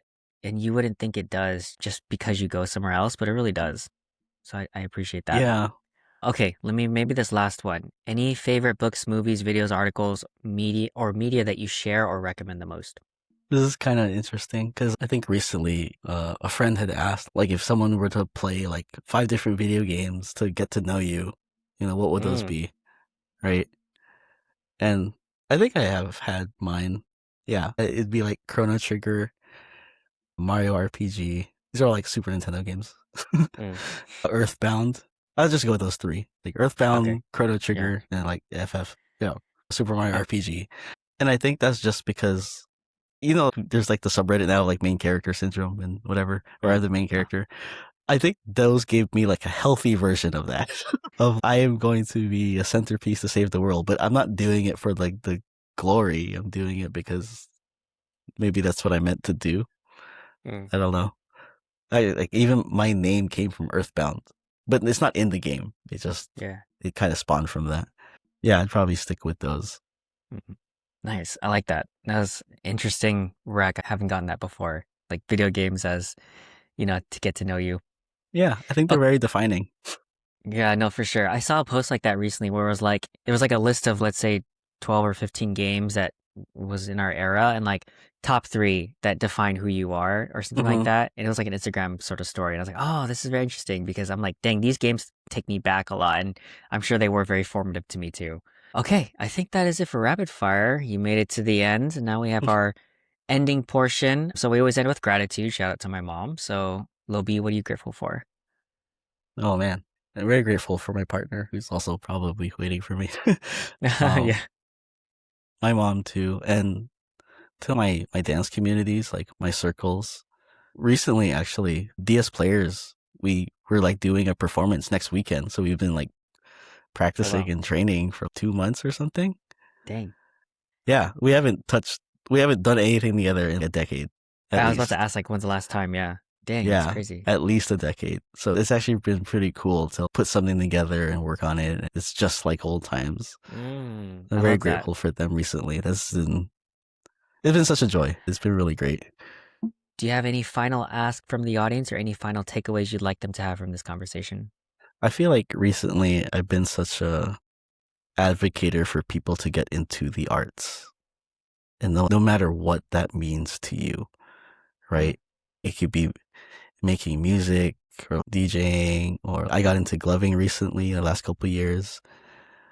It could be dance, it could be like drawing.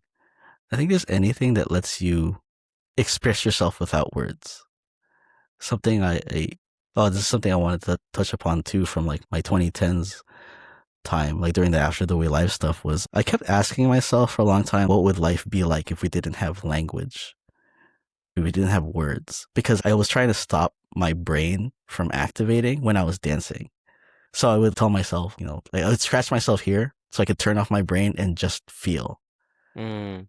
And when I was able to do that, that's when I felt like I was able to actually understand what prayer meant.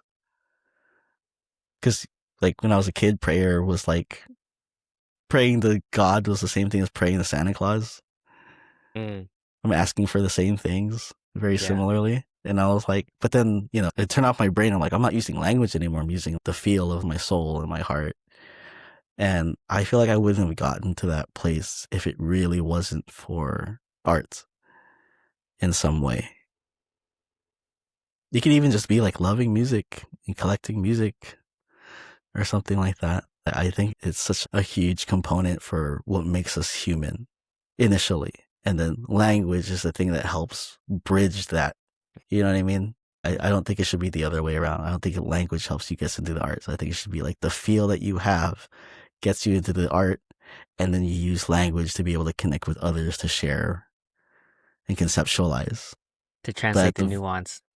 Right. But the very root of it is how you feel when you're doing the thing. I love that. That's very beautiful. I mean, I think a lot of us artists or are proponents of the same thing, get into some sort of art, but I think you're very eloquent in conveying that because that makes a lot of sense. Mm. Thank like you. That. Yeah, I especially getting into gloving recently, and I also used to work in a 3D VR art design thing. A lot of people just may not have found what their thing is yet. That's why I love doing gloving, and I'm hoping it could be the next generations in their hands, literally, because maybe a lot of these kids just don't know that giving light shows is like their calling. They don't really know, but how are they ever going to know if they don't come across it? So I'm like, yeah. I like that. So you can find meaning in a lot of things, but you have to be exposed and just try different things because you never know, that could be your purpose. Okay, very last question. I'll link your Instagram, your social media, but if people want to find you, check out what you're up to, where can they find you? Oh, it's just at locking Lil B on Instagram. That's probably where I'm the most active, but since I've been working, I've been kind of like not doing anything like that. But I'd like to start too again. Yeah. Drawing inspiration from like people like Donna, who's been posting a lot of videos and stuff recently. So I'd like to do that again. Nice. I like it. Yeah, man. You need to throw the one locking event that's gonna happen. So I know. They've been so good, dude. It's crazy. Like lots of emotions. Very. Oh. Well, we'll send them there. So if you guys are interested, check them out on Instagram. All right, let me wrap this up. We're getting close to 3 hours. I will say before I sign off, before I stop the recording, thank you, Lil B, so much for the time and your insights and your story and everything. I really appreciate it. It was such a joy for me to reconnect with you, get your perspective.